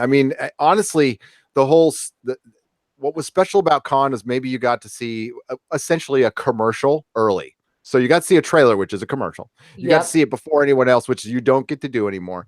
Now the experience there has gotten a little better. That the people who go there are aware that they have to entertain people. They just can't be a big stick in the mud up there behind a microphone going, yeah. So people do try to put something into it, learning from the Firefly panels and the Battlestar Galactica panels, which were great panels. Jeff Loeb did a terrible job of it, trying to be funny, and bombed so hard and just kept going. I have video of that. I should put that up on our Facebook page. Some Dennis, people, it was some bad. creators, and some celebrities, they need to have a couple of shots at the bars before they talk, because some of them are horrible. You have to be somewhat of an entertainer to enjoy that experience, because if you're not, if you're more of an introvert and you're more of a writer's room type person, do yourself a favor and get a more garrulous person up there on stage, because it can be painful if somebody's really bad. Like Billy Zane is not the most compelling guy. Oh no, he isn't. Also, Aubrey Plaza. Aubrey Plaza is her own little world. Oh yeah, go back and take a look at the Legion panel that I put up there. She is on a different panel altogether than everyone else. Yeah. No, that's she. Okay, she is out there. She is. That's why she. Karen Gillan from Doctor Who. You guys, all you Doctor Who fans, you got to know. You've seen the behind the scenes with her. She is crazy, but she is. That's why she's a good actress. So, whereas Nathan Fillion, on the other hand, great person to have at a con. And John Barrowman. Barrowman, Bruce Campbell, Nathan Because Fillion are like con gods. They're like P.T. Barnum, and you have to be that way. You have to know how to turn on that switch. You have to be charismatic to get the crowd to pay attention to you. Like Seth can do it, MacFarlane can do it. You have to have that switch, and a lot of creators don't. And I mean, God love Greg Nicotero. I do like him. He's done a lot with effects. Now he's with The Walking Dead, but not the most compelling Comic-Con guy. He's very. If you take a look at him on Talking Dead, he's very analytical and is just talking trade is all he's doing. I actually saw him on the floor at Comic-Con one year. Nice guy. It's just all trade. That's all. He was stopping by one of the booths where they were doing makeup effects, and he was talking to one of the person doing live makeup, and that's all they were talking about was shop, and he was in his element doing that. But you throw him into a panel or something like that, that's not going to be con related or his world related. It's gonna throw that off. You know who else is good is Aisha Tyler. She ran the sci-fi panel from Archer, and I don't even watch Archer that much. She freaking rules. She can run all the panels at con from now on. I honestly don't know that. I mean, forget Hardwick.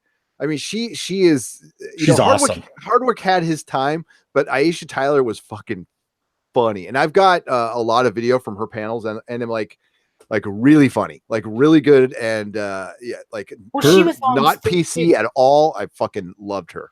What was that? She was on The Soup. She knows what she's doing. If you know how to interview people, you can do moderation. You have to ask open-ended, compelling questions. And I mean, I'm not going to speak disparagingly of this fellow journalist, but there was somebody at SCAD that I'm well aware of who she writes for. It's a major publication. She was interviewing people on television, and it was bloody awful. I'm like, how can you even write if you can't ask a question? But yet there you are. What's kind of funny is Aisha Tyler and now I'm just blanking on his name, guy from Talking Dead. Chris Hardwick. Yeah, came up in the stand-up community together. Yep. They actually know each other and have worked with each other quite a bit in the stand-up comedian world, which was kind of funny. And that Chris helps. Hardwick, I've seen his stand-up. It's terrible. It's horrible. It is horrible. Yeah. Well, he's also old. He was a MTV VJ. For, forever. Yeah, it was No, I know who Kevin Smith is, Tom. I just did not like. I was like, "Hey, where's Mary? Mary Ashmead? No, I haven't seen her I either. like Mary to miss a Friday night. Yeah. Hope she's okay." She was in briefly. She has Oh, something she- happening tonight. Oh, okay. Yeah. It's all right. Yes, See this video. Hound 3000 needs some hugs. Have you guys heard of Almost Human, acted by Carl Urban? Yes. Yes. One of the most criminally canceled show by Fox. That was so good. agree. Sarah Connor Chronicles. Oh, we Uh, could do. yeah, there's a lot. Yeah. But in recent, I mean, that's only in the last like 3 years. Almost Human came out. What other show? Oh, Almost Human. Yeah. Yeah. No, it was okay. I mean, No, it was really good. no, it wasn't. It That was was okay. my last date. I liked it. It was good, but the guy who played the robot was like way too supermodel plastic. Like, nah. He That's who was he was from supposed to be. Barbershop. Yeah. Yeah. No, I would say like Sarah Connor Chronicles, Firefly, Almost Human was like it was like that first season of oh my god, now I'm blanking. Headless Horseman. Yeah, I know what you're talking about. Sleepy Hollow. Sleepy Hollow. Yeah, it's just like 75% a good show. Like, but not. I mean, like Almost Human got 3 seasons. Yeah, 2 seasons. That's a lot. 2 seasons. I was gonna say 3 seasons, a lot for that show. You didn't, but you only watched a couple episodes, didn't you? Yeah, I watched the whole first season, dude. Okay, yeah, if you did or not. Yeah, we were reviewing it. Actually, we have reviews of it Really? in our very early podcasts, I believe. Yeah, didn't we talk about that? Because it was on like within the last since 2013, right? I believe Or so. we were I was down talking- here when it happened. Yeah. Almost Human. When did that air? I could have sworn we talked about 2013, something like that, maybe. it started November 17th, 2013. So yeah. And yeah, it ended in the 2014. So yeah, that was our early days. Yeah. But I was looking back to our last Daredevil, like when we just talked about Daredevil, and that was before we had any subs. That last Daredevil season 2 review, I think we had like 50 subs when we did that, maybe 100. Yeah. That's how long it's been. Well, speaking of good stuff that's coming out, you know what comes back on December 9th to Stars? No. Season 2 of Counterpart. We Thanks for talked playing. about it. We did. We But did. you know what? We're going to talk about it again because it's a damn good show and needs to be pumped up here. And we are going to be covering it. Stars cancels it. Yeah, before Stars cancels it like they normally do with Oh yeah, anything I'm good. expecting. Speaking of which, 3 seasons from this show, Yeah, maybe. Bucks. Maybe. unless it goes somewhere else. Counterpart is the best new show from 2018. Period. There's some shows that have come close. There's been some solid stuff come out this year. We give a lot of shows shit, but there's been an equal amount of good things coming out. You just got to go find them like maniac. House on Haunted Hill actually turned out to be pretty good. I liked it. I thought it rallied at the end. I thought it had a solid ending. And if you think about the ending, I had to go back and watch about it again. You could, spoiler warning, they could still be in the room. Think about that a little bit. They might. I bet that comes back for season 2. They're already talking about it. That's what I was asking, Susan. Did you know if there were if this was like a one-off or They never really clarified it, but I've been reading a lot where they're already talking season 2. Red Rocket? That's good. Because like if you go back in season 2 and find like 6 skeletons in the red room, that would be awesome. I would go, oh my god, I would worship that show. It's great if it did. Okay, so Carl Urban is on board for a Dread series. Maybe. That's what, yeah. This has always been the speculation. He's always said, as long as the script's there, I'll do it. But the latest thing about the Dread series, which isn't Dread, it's Mega City 1 is what it's called. Yep. Is where it's going to follow a bunch of new judges, and you're going to have Dread come into a story here and there. It is not going to be about Dread. It's going to be him mentoring again. Yes, him mentoring is what it's going to be. So he is not going to be. I want to see Dread in my Dread show, but especially since he's on board The Boys now. So, which I'm kind of happy he's on board that. To be honest with you, I mean, we got a good Dread movie. We got, you know what? He can always come back and do another Dread movie. He's not Yep. gonna die. But knock on wood. We love Carl. So okay, Counterpart. Tom, you've heard of Counterpart, haven't you? Yes. Yeah. Have you checked it out? No, I haven't had a chance to yet. I don't get a chance to check out anything. Oh man. Well, I can get it to you. You got to watch that show. Fucking Doomcock loves it. We love it. We're gonna do a watch party on our Patreon. Or actually, yeah, we'll do it. We have to do it on Patreon, unfortunately. When it comes out December 9th. And of course, we'll be covering it here. And if you haven't seen it, go see it. Get your month free trial. Go check it out. It's it's hard to explain. It's just the best damn show on TV. It's a drama. It's a sci-fi drama, but it's a spy thriller. There's some of the best acting on television, and J.K. Simmons gives this the performance of his lifetime. If you liked Fringe and you want to see it done better, that's where you're going to get with Counterpart. That's all I'm going to say right then and there.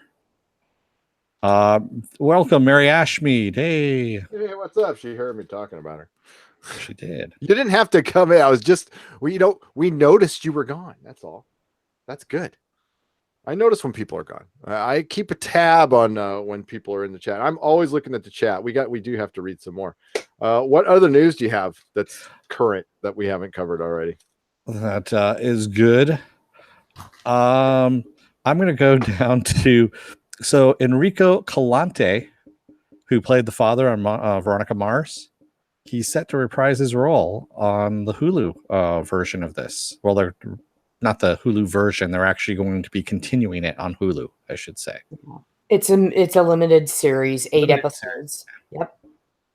I mean, as a fan of the show, I'm going to watch it. But the thing that made the show special is she was a young detective, and it was kind of impressive that this young girl was able to do this amazing stuff with all the big boys. And now that she's just an adult, it's just a detective It's going to show. be your run of the mill, and you're going to get a message and you're going to be hit over the head by it, because it's going to be about the rich versus the working class. So get ready for it. Oh boy. Oh, yep. God. Okay. I like Veronica Mars. I was a big fan of it. I paid a lot of money to get that movie that wasn't very good. I'll be honest with you. The movie that we got, the Kickstarter movie, looked good. It was nice to see everybody back, but there was something missing. And then I realized, oh yeah, everybody's old. And that's what was special about the show, was it's a show about young people. And to see them all grown up is just kind of, well, it was a CW show. And Rico, I don't know how old he is, but is he really going to be believable as her dad now that she's like pushing 40? I guess, yeah. I guess he's older now. What sucks is they did not. Okay, they had a big cliffhanger at the end of season 2. You guys all remember the cliffhanger, and then they had the most unsatisfying resolution to that in the movie. Like, that's what we wanted the movie for. We even said that when we were talking to him in the Kickstarters. We want you follow up with what happened. Like it's been a long time, but he just got booted from being sheriff, and they closed down the detective agency. And I think, correct me if I'm wrong, doesn't she walk it off in the rain at the end of season 2, and it's kind of over? And they just really just kind of go over it really quickly. Like, oh, everything turned out okay. It's like, oh, wow. Okay. Tech-A-Man Bald says, you mean season 3 when they killed the sheriff? Season 3? Did I mean season 3? Yes, that's what I meant. Sorry. I say season 2, season 3. And they left this big fucking cliffhanger, and they didn't resolve it cleanly. Yes, it did end prematurely. Very much so. It ended on a cliffhanger, and then they never did anything with it. And then they really just briefly talk about it in the movie, which I only watched once because it was just kind of she's going to be in 2 series now, but she can do that. And speaking of other women series, that were in the past, Jennifer Gardner is saying that an Alias reboot is happening without her. Is it without J.J. Abrams too? I don't think so. I think it's going to be a Bad Robot production. Yep. But she just heard rumors of it, and she was being asked about it when she was doing her Peppermint junket. And she said that if they do not talk to her about it, that she's going to be very angry, and she's assuming that not much is happening with it because nobody's reached out to her. Well, yeah, because they're not going to reach out to her, and I don't even know if ABC. Who cares? So who cares? Let's get to the chat. I blame Veronica Mars reporters. They say that twisty too often. I have no idea which is the DJD show. Some of your comments, man. I swear to God, I don't know what you're talking about. You got to clarify, man. I blame the Veronica Mars reporters. They said twisty too often. Did they? I think that. Well, did they say that? Is that a saying from the show? I don't know. I honestly didn't watch it. So I haven't rewatched it since before the movie came out, which was 2014. Is that when the movie came out? I think, yeah, around 2014, something like that. Tyon Ranger says that's the problem with shows not knowing when they're going to end. How many shows think they're coming back, so they end on a cliffhanger and it's never resolved? Yep. Most of them. I'm still waiting for that resolution from Space Above and Beyond. Yep. Yeah. And the thing, honestly, Carrie Dalton says, no, Veronica Mars was great one season show. I don't know what else you were all talking about. And I got to agree with you that the first season of Veronica Mars is like phenomenal. And then it just kind of, it's not as great. The first season was great. I think that's what it's mostly living off of. I would agree with that. I still enjoyed it. But the whole mystery with her friend was brilliant. Really well done. Nyla Shadow says season 1 of Sleepy Hollow was good. Then season 2 crashed and burned halfway through. And then I didn't even watch the last 2 seasons. I still love the first season. Yeah. Season 1 was good. And season 2 is just a dumpster fire, man. It just went nowhere. And then once they killed off one of their leads, I was just like, why am I even bothering watching this at this point? Apple Crow said they did resolve a sob just very badly. Space Above and Beyond. Becca says that's why I don't watch shows until they're done. Well, I mean, there's some logic to that. You don't want to waste a bunch of time. But that's kind of how I used to roll. But unfortunately, it does not work well for our channel. We have to kind of watch them. But if they end badly, it kind of works out well for us because we want people to talk about it. It's when they're boring, it doesn't work for us. Yeah. So if they're really good, it's great. If it's really bad, it's great. If it's boring, and that's what The Gifted is at right now, then nobody cares and they just want to meh. Yeah, I tried watching that last episode, man, and I actually fell asleep during it. The drop off on that was amazing. We had 1,600 views in the first 48 hours on the first episode, and then the second episode we had 400 views in the first 48 hours, and like nobody gave a shit. I'm like, okay, we could have sucked. I've always take that in the guy, like we could have really sucked that episode, but we didn't. We were like our normal bad, and then I looked at the ratings, and yeah, they just went. Sorry, I just went back to Man of Actions. Mikey Spock runs Bartertown. It's still funny. It was funny the first time, Dennis. Hi, Tom. What do you want to talk about? What's that? What do you want to talk about? What do I want to talk about? Yeah. I have no idea. I just wished I would have saw Daredevil. I would have been able to get in on that combo. But, it's just one of those things. It's funny though that everybody's kind of wondering what's going on with the Marvel shows. It's pretty obvious, and I think you brought it up too, and stuff like that. It's streaming. The streaming wars thing is about to kick off. Yeah, I'd say the first shot has been fired. I would say. I think everybody just quietly just ignored it. It was like Pearl Harbor happening, and I hate to use an analogy like that, but it's true when Warner Brothers announced their service because we knew it was coming, but it's like everybody just kind of ignored it. It's like, this is happening, guys. We're in the middle of it now. And these Marvel shows getting canceled is a big, kind of like the beginning of that too. They're the first casualties. Because Disney's creating, the irreconcilable differences basically between the two, I'm sure, so that they don't continue on and on and on. Well, Daredevil might for a couple years. That's it. Maybe that's the question I have for you, because you've done a ton of homework on this, so you would know. Netflix canceling these two shows, do you think that was a strategic cancel, kind of a, like they kind of shanked them a little bit, because like you just damaged the brand a little bit. It doesn't look good when you cancel anything, and anything associated, and this does have a loose association to the MCU.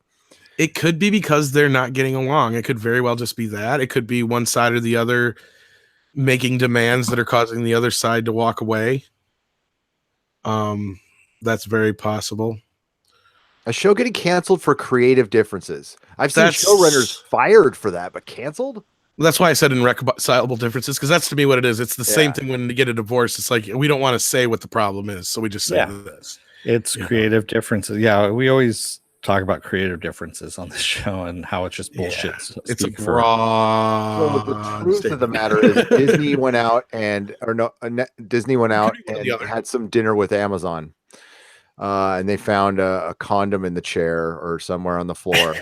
And it's irreconcilable differences. Well, it's more so it's either, like you said, one side of it is Netflix is pissed that they're starting their own service. So they're being an ass on one end, and Disney knows they're starting their own service and they don't like competition or sharing revenue, especially when they're using their brand. So they don't want Marvel shows on a competing, service. I'm sure an established service too. Right. And I'm sure these contracts are only for so many years and so many seasons. And who's to say that after 2 seasons, Disney doesn't have the right to basically say, no, we don't want to, or Netflix, same thing on your end. Like you were bringing up too, just a second ago, was like you said, maybe they're playing hardball with Disney. They could very well be.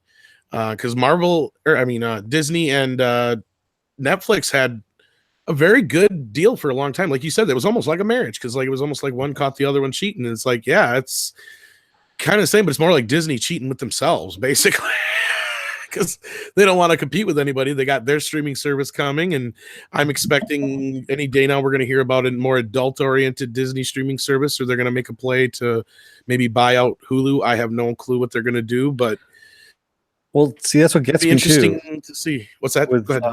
With Disney buying Fox and getting all of their back cataloged.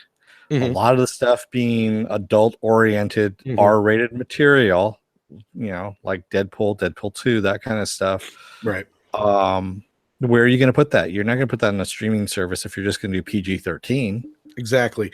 And that's where I'm saying there's going to be another service, or they're going to make a play for the rest of Hulu.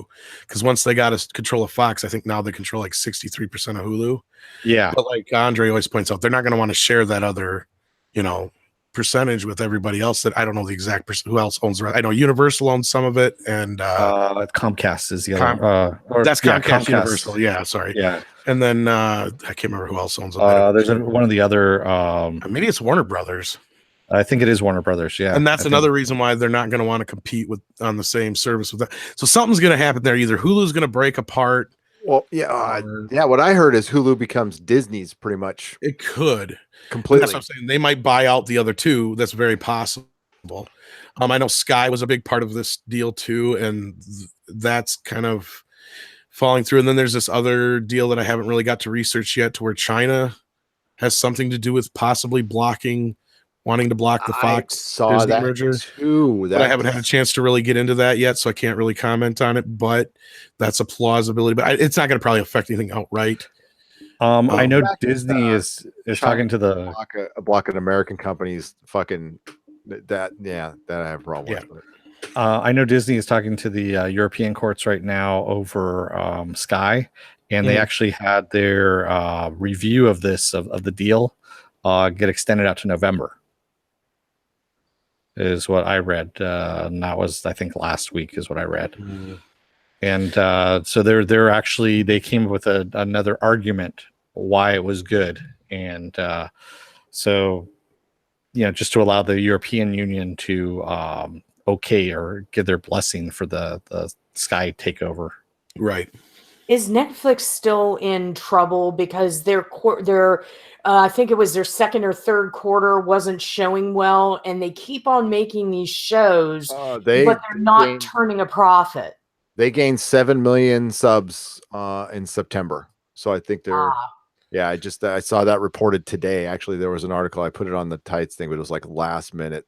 Yeah, I don't know what their quarter looked like, but according to that. Yeah, the streaming giant added 7 million subscribers in September, which surpassed its predictions of 5 million. Domestically added 1.09 million subscribers, while it added 5.87 internationally. So the bulk of that was international. That is interesting. Yeah. I don't know how good that is, though, to be honest with you. I mean, like, you have a sub. How engaged are those subs? So if it acts like a YouTube channel, Tom, that means if they have, they're getting what, 10, 15% engagement, possibly 20. If it's 20 would be high. I would say it's like 15%. I don't know. We'll try to block the Fox Disney deal. I saw this headline. I don't know how they could. Some investors fear Beijing may weaponize its antitrust approval process as a way of retaliating against. Boy, we don't want to go there. Presidential politics. Yeah, who cares? So yeah, that's probably one of the reasons why we haven't gotten too much into it too. But it's just, I don't see it really going too far. It's pretty much a done deal. So. Yeah, I just think it's basically, who do we get to pay off in Beijing and who are we going to pay off on the European Union? And yeah, that's all that is. Like, well, not only that, this shit might build a school. Right. And some of this might even drag on past this presidency. So then by then it'll just kind of go away, maybe. You know what I mean? It's not. I mean, I think that's a bunch of hyperbole bullshit, to be honest with you. It's posture. Yeah. They're all posturing to get their business people. China, and all of them. Who reported it? That was a Hollywood Reporter. So Hollywood Reporter's a bit of a rag. Well, I was gonna say, who owns them? I can't remember. That's a good question. Always ask that now. Yes. Who? Because NBC Universal's been known to run a lot of smear stories about them because they wanted to get their hands on Sky and Fox and all that kind of shit. So that's the other thing. You always got to look who's behind it. What's their possible agenda? And we shouldn't be. God, and that gets me into ethics on site. Because we should not be taking sides as writers. We should be reporting the news and not going, oh, well, NBC gave us this info, so let's run this and, run their agenda. It shouldn't be like that, but yet it is. So it's Billboard and Spin Media, co-founded by Todd Bowley, but wasn't Spin Magazine co-founded by the kid of the guy who started Penthouse? Yeah, Bob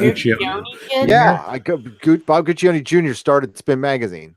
So if this is related, Hollywood Reporter is they pretty much own themselves. It's Billboard, Spin Media, Guggenheim Partners, Eldridge Industries, whatever. All I remember is Bob Guccione Jr. started Spin Magazine because it doesn't really have Axl bitches about it on an album. Yeah. That's the reason why it pops in my head, because it's rotation. I remember that now, yeah. Get in the ring. Yeah, get in the ring. That's it. Get in the ring. Get in the ring. Yeah. Wow.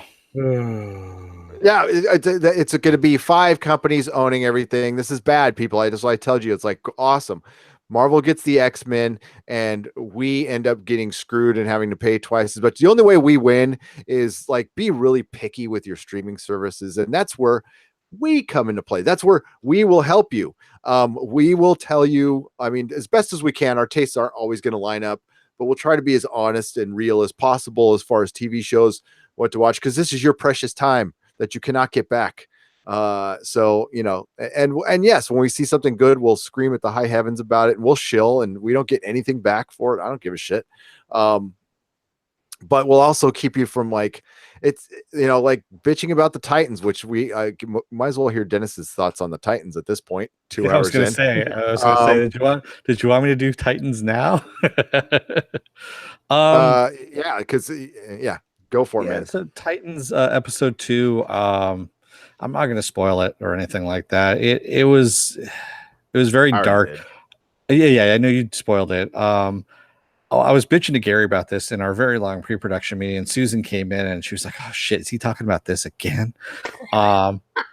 And I hate the format of it being an app on, set specifically for phones, tablets, things like that, and not being able to see it on a big screen, because they're shooting all of this cinematically and they're darkening the crap out of it so you can't see shit on a small screen. I'm watching this thing on a 10-inch tablet and I still can't see what the hell's going on because it's dark. But And just real quick, I didn't mean to interrupt, but why are they shooting it?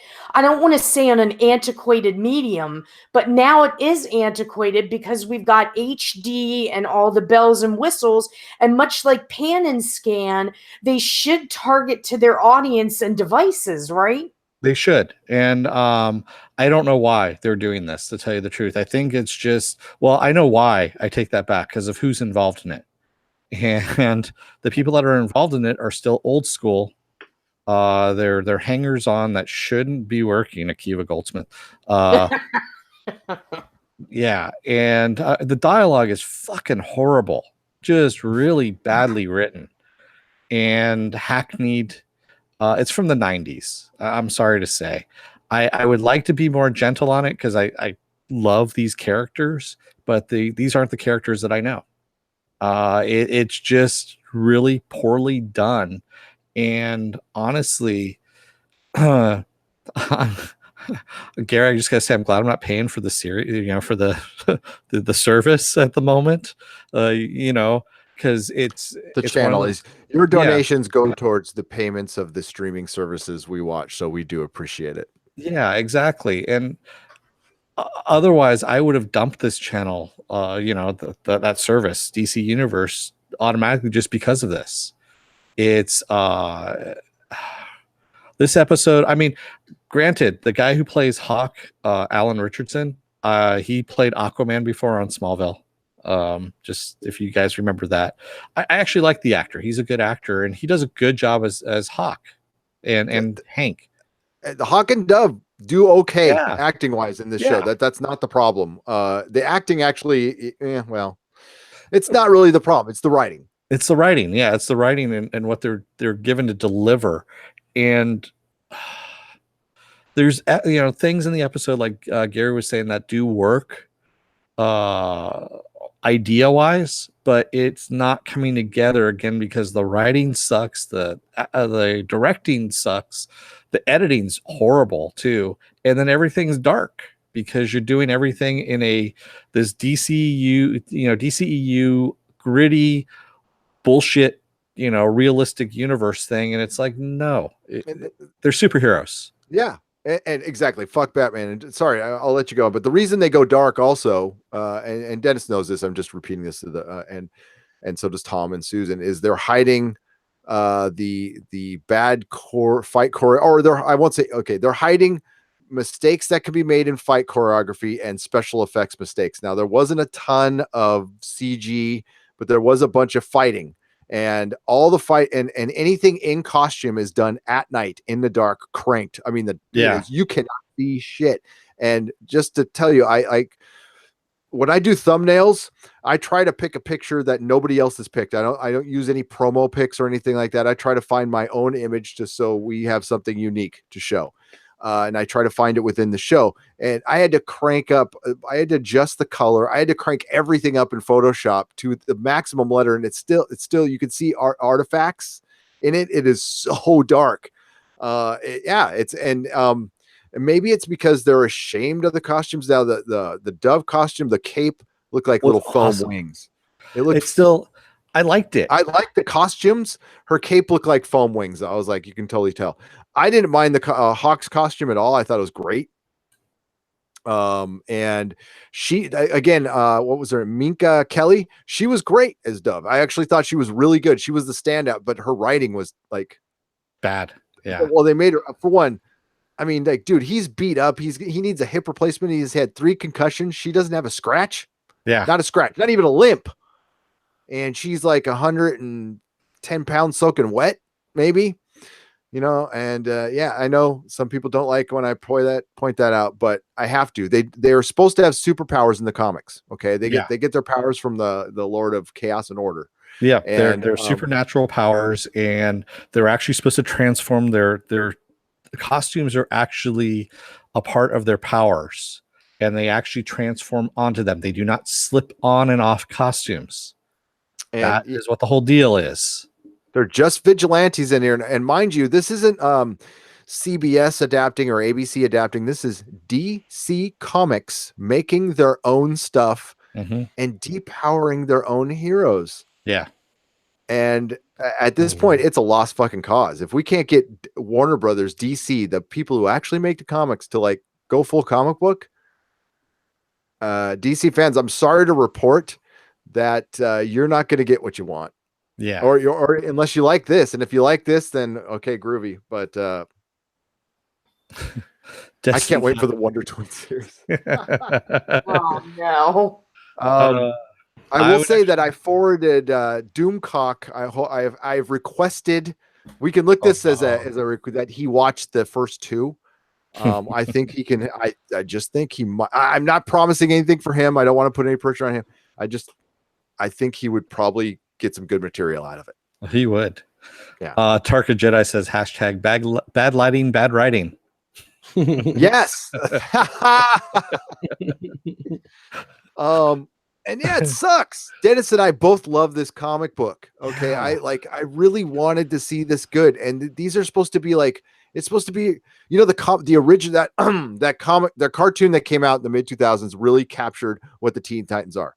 Okay. They're young superheroes and I did a full review, but how do you deconstruct young superheroes? Yeah, I know. They haven't been constructed yet. And honestly, what they should have done, I mean, the Marv Wolfman stuff where he started in the 80s, where you started off light and then moved to some really fucking dark material in the comics. That's where they should have gone with this, because no one's done that really on a superhero TV show, where you know, a live action one, I should say, of just having, you know, you start off with the light characters, kind of more bright characters, I guess you could say, and then move into the darker stuff as your storyline progresses. And then you're like, oh, it's this kind of show. Holy shit. Like they did with Terra, the whole Terra and Deathstroke. You know? Yes. And exactly. You start off, it's like a good mixtape. All right. You bring them in with you open a good mixtape with like a really, a catchy song, something that with some kick, and then you lower it down, kind of like bring it down to like your power ballads or something like that. It ebbs and flows. Like that's what a series should do. This one just starts in the fucking gutter. That's where it stays. Yeah. It's like starting your mixtape with like, I don't know, Pantera. Like bootleg fucking Pantera from their first year, recorded on a cassette that was too close to one of the monitors. I mean, that's what it's like. Okay. Yeah. With their first lead singer, by the way. Yeah. So not with a racist Phil or whatever he is now. I'm not a fan.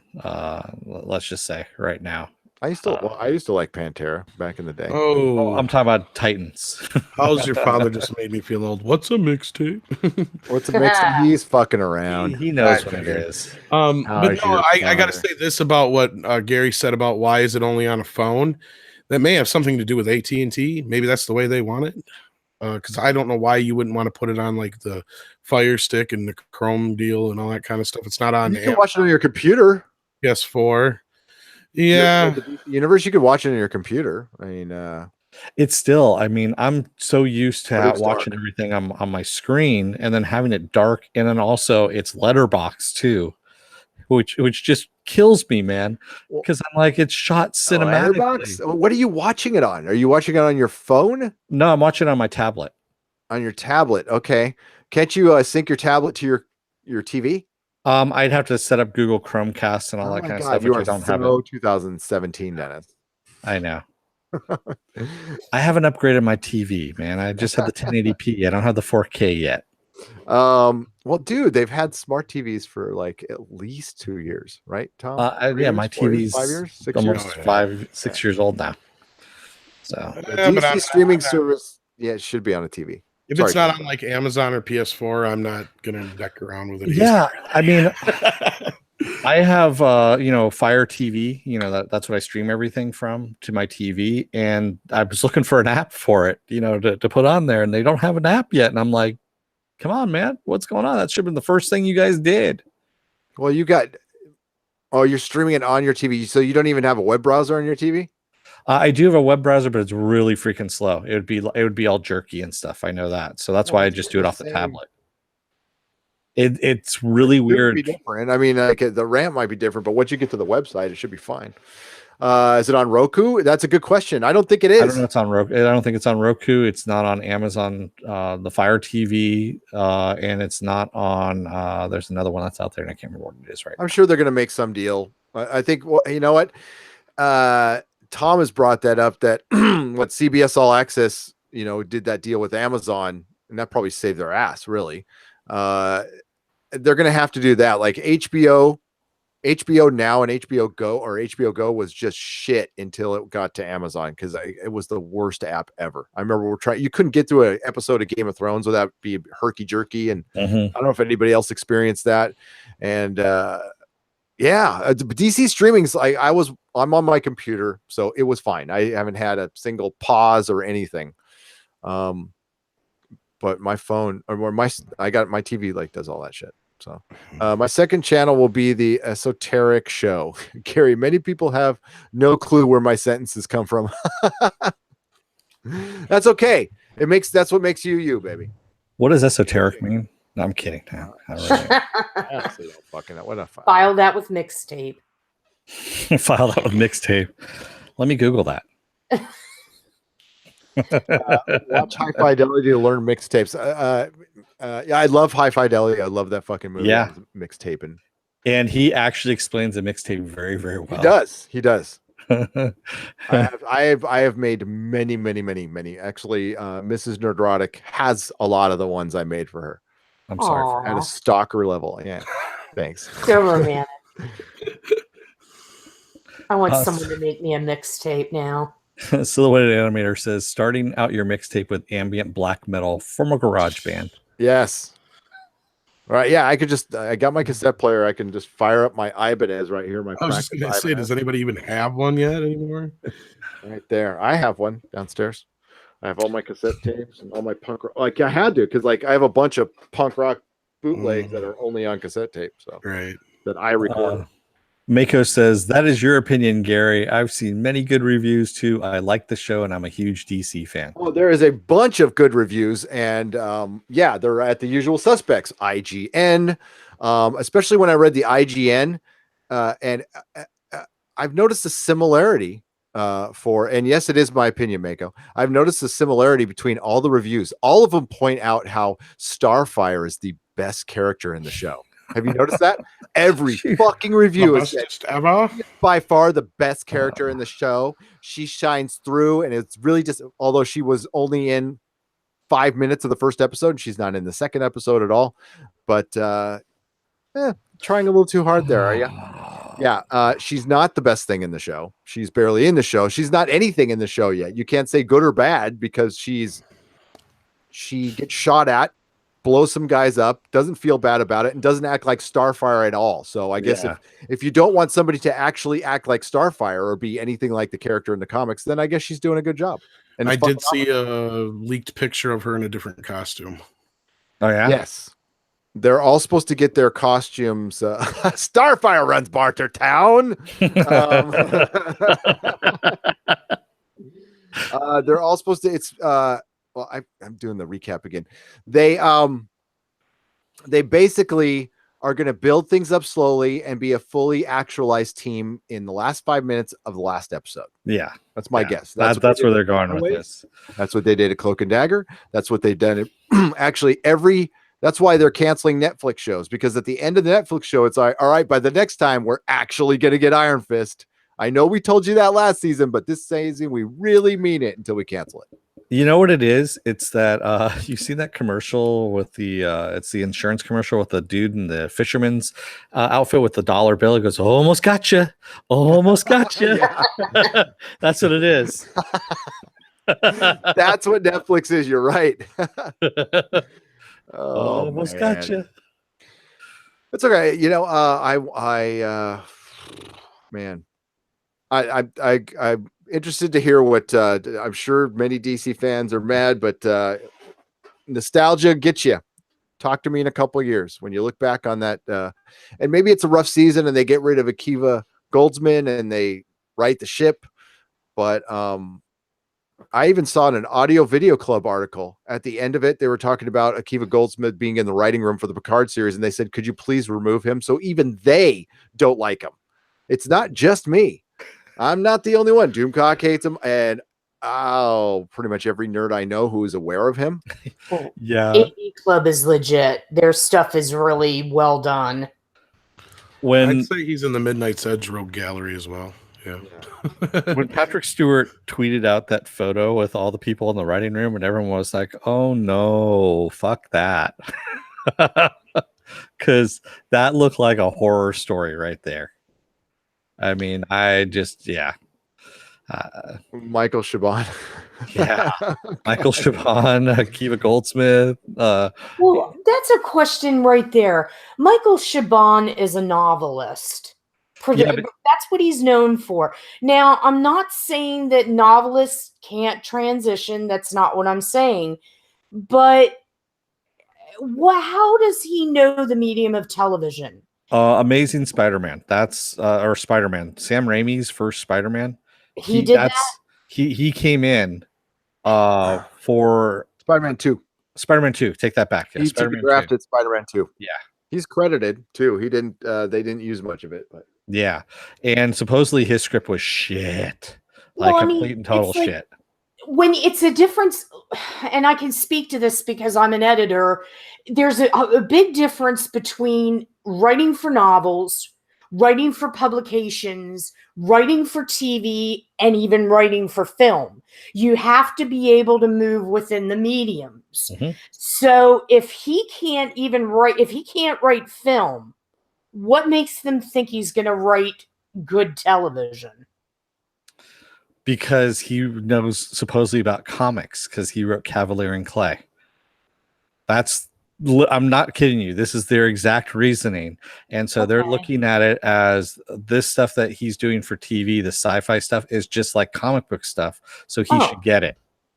Oh, okay. Well, yeah, he likes comic books, so he likes Star Trek, right? They're the same thing. Yeah, they're the same thing. Well, if we're going on that premise, then all of us that are talking here, including people in the chat, we can write television and we can run a network. You haven't written a best-selling novel, though. That's the reason why you don't count. Or neither do we. And now the only thing that's missing on their credits is Gilmore Girls, I guess. Yep. And Gossip Girl, The Expanse counterpart, hard sci-fi and sci-fi drama done in the highest standard at all three shows. Everything else pales in comparison. Just look how far ahead Legion is. Legion, just look at it's a normie making comic writing decisions. Yes. TV scriptwriter, me too. That's what it is. So it's more of the same. It's more of like, and they're not getting science fiction writers, and they got a guy who basically rewrote the Superman origin story inside of it and like fictionalized that world about Jerry Siegel and Joe Shuster. So it was a book about a comic book about the creators of a comic book. And Star Trek. That's what I always get out of that. I do too. So you know what it was is some producer came up from his mound of coke. Yep. Oh, I know. This we can get that guy who did Spider-Man 2, the script. Yeah, Michael Chabon. He knows Star Trek. It's the same shit. His books are so deep, man. He's gonna write the best shit. Yeah. Now take that pipe and blow some more coke up my ass. Yep. Yeah, that's pretty much how it went. That was, it was Harvey Weinstein's office. Yeah, I think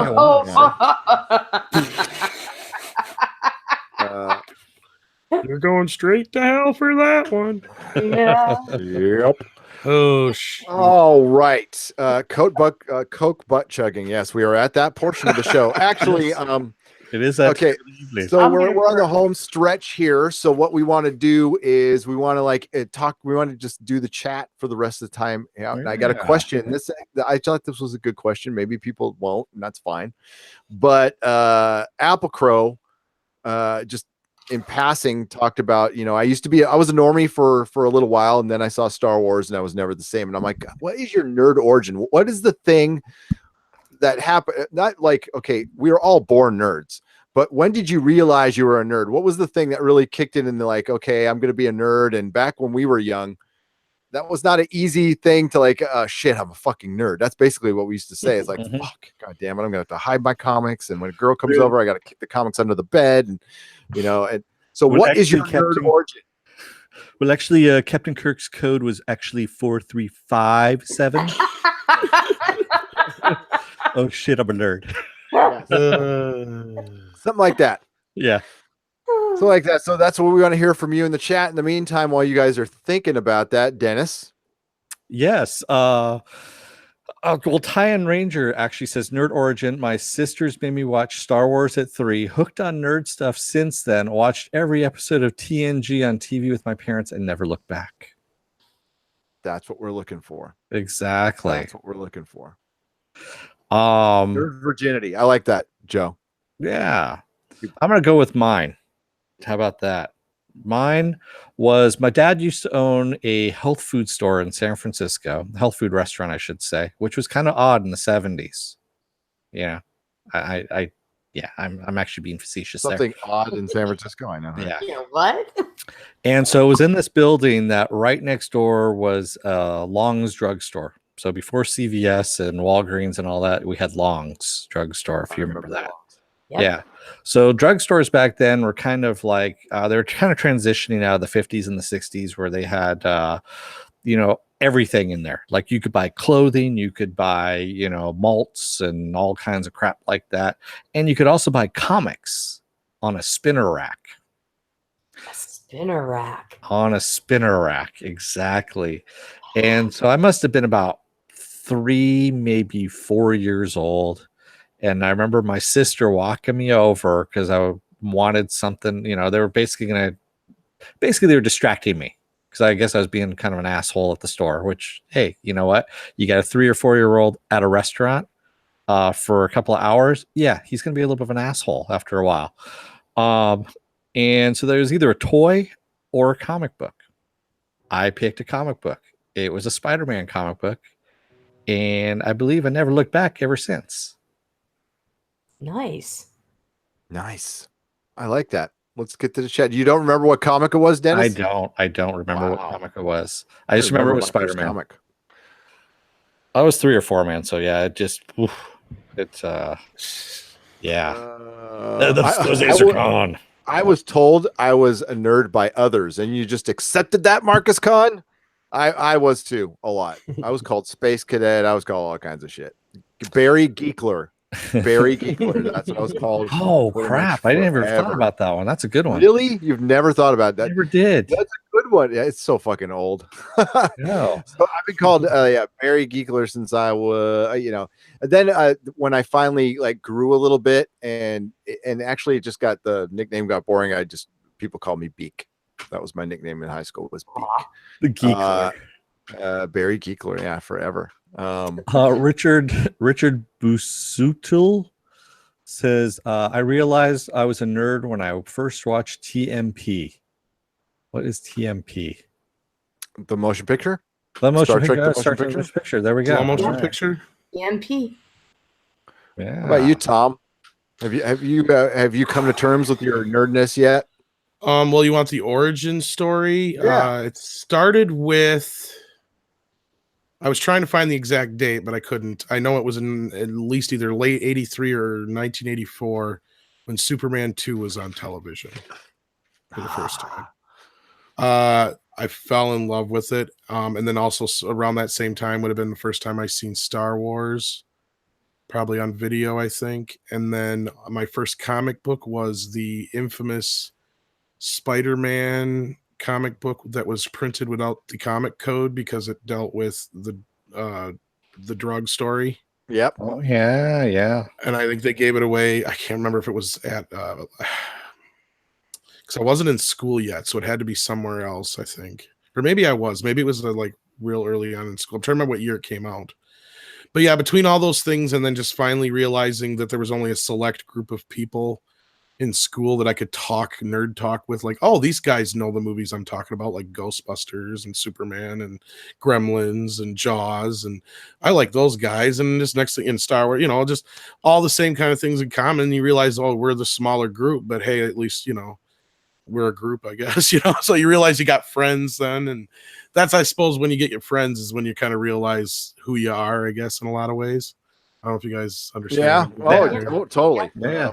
The Who you guy identify with. The guy I nerded up with is in this chat. He might even be listening. Official Dougie J. Are you out there? What's up, dude? Yeah, I've known him since I was like 7 or 8. So my first comic was this one. I remember it. I remember where I bought it. It was a 7-Eleven in San Marcos on Rancho Santa Fe Road. The 7-Eleven is still there. It was 25 cents. Marvel Team Up 42. Now, my issue said still only 25 cents. So it was a little different one. Because some of these said 25 cents and some of them said still only 25 cents.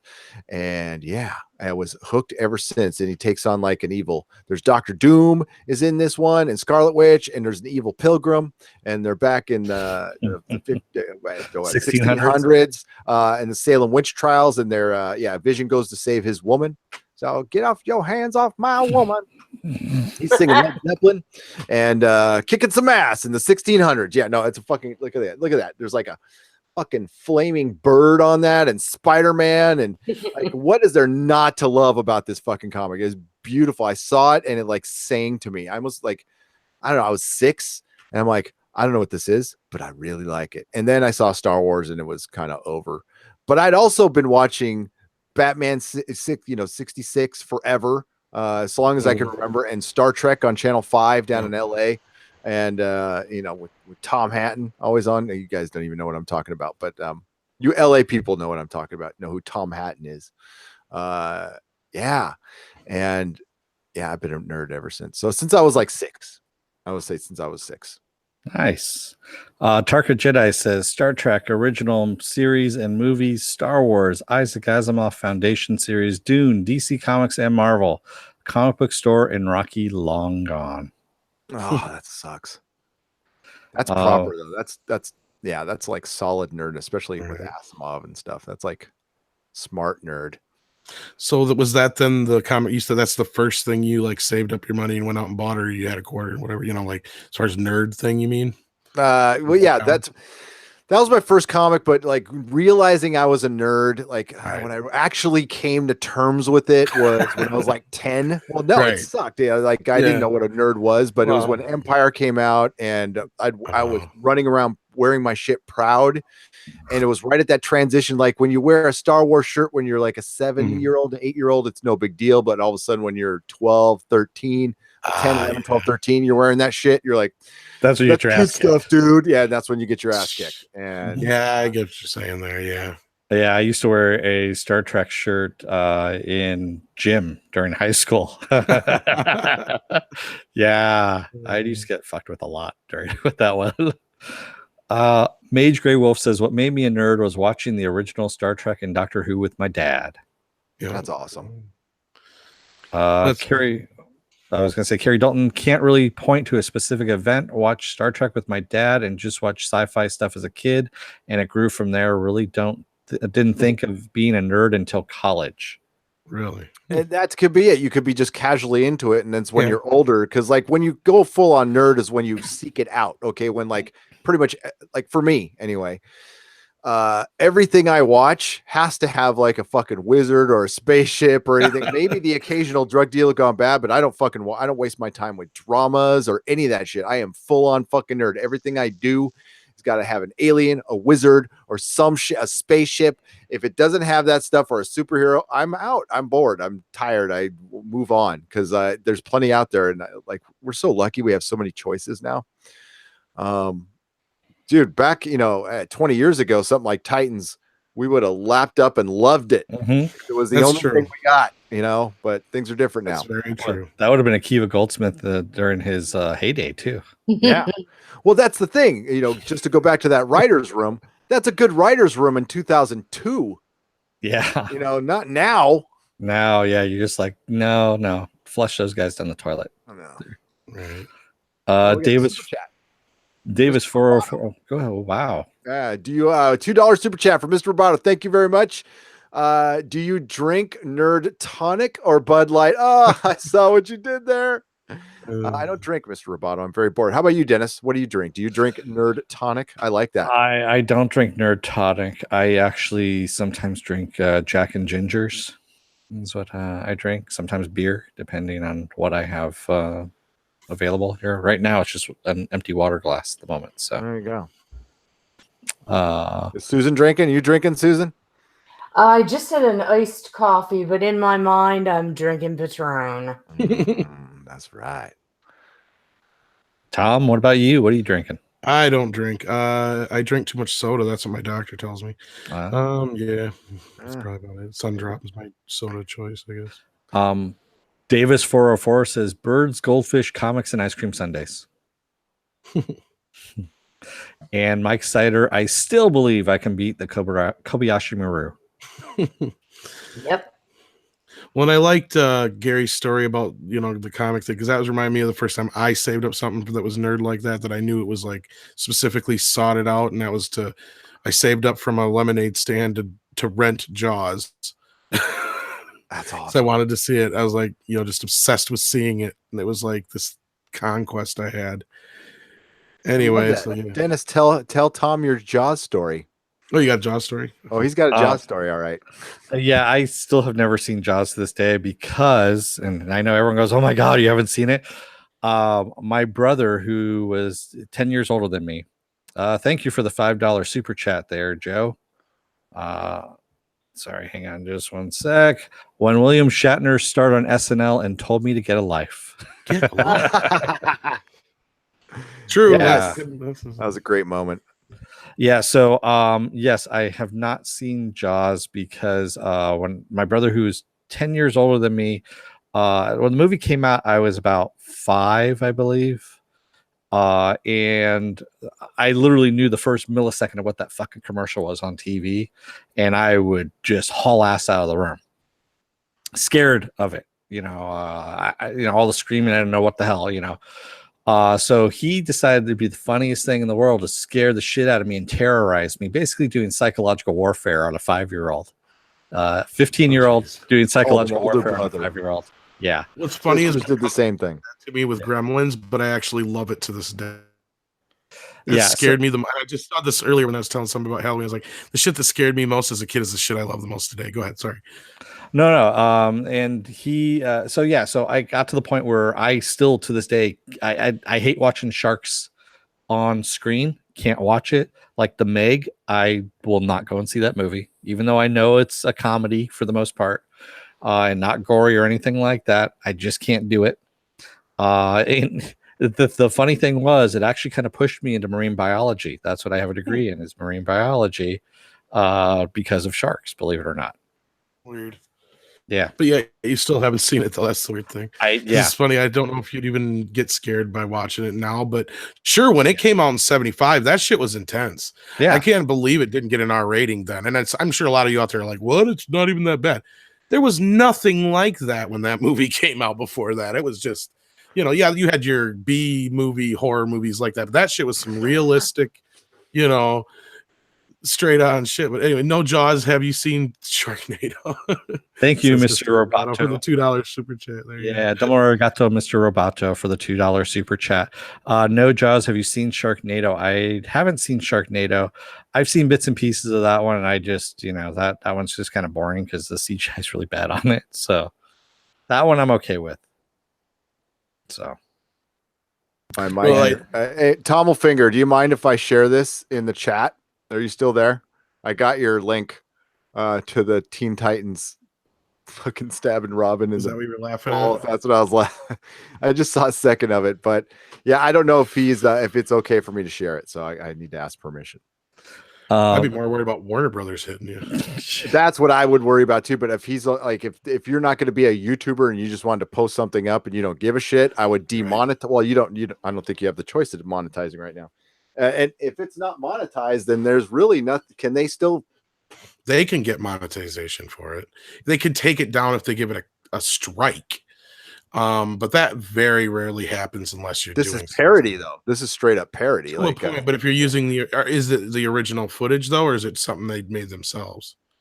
No, it's they're using footage. That's why I'm asking permission. Yeah, and Warner Brothers is the worst. They will copyright your shit for nothing. They're one of the worst, yeah. But I've actually talked to them and they've given me some pointers. So avoid trailers at all costs. That's one I'll give everybody. Because if it's in the trailer, it's going to get hit right away. Well, because you're competing with their commercial, basically. I understand. Well, not only that, it's in the algorithm, so it knows how to recognize. Well, he didn't use any of the stuff in the trailer. He used stuff from within the episode. It might be okay because you're allowed. The guy told me flat out, he's like, if you use only like 8 to 10 seconds, you're probably going to be fine as long as it's not from a trailer. Oh, I think he should be good, but I want to ask him first. It's funny. It's proper funny. Did a good job. That makes sense, though. Yeah, because that's technically where it falls within fair use. Like the same thing with a still should technically, but again, Domo Reacto, Mr. Roboto for the $5. You're a marine biologist because you hate sharks. You don't lead with that, do you? You should. I don't hate sharks. I actually like sharks, like real sharks. It's the jaw. And even Peter Benchley says this. He really despises that he wrote that book because of what happened with the movie and how people started killing a lot of sharks because they were afraid because of Jaws. And now he's a shark conservationist.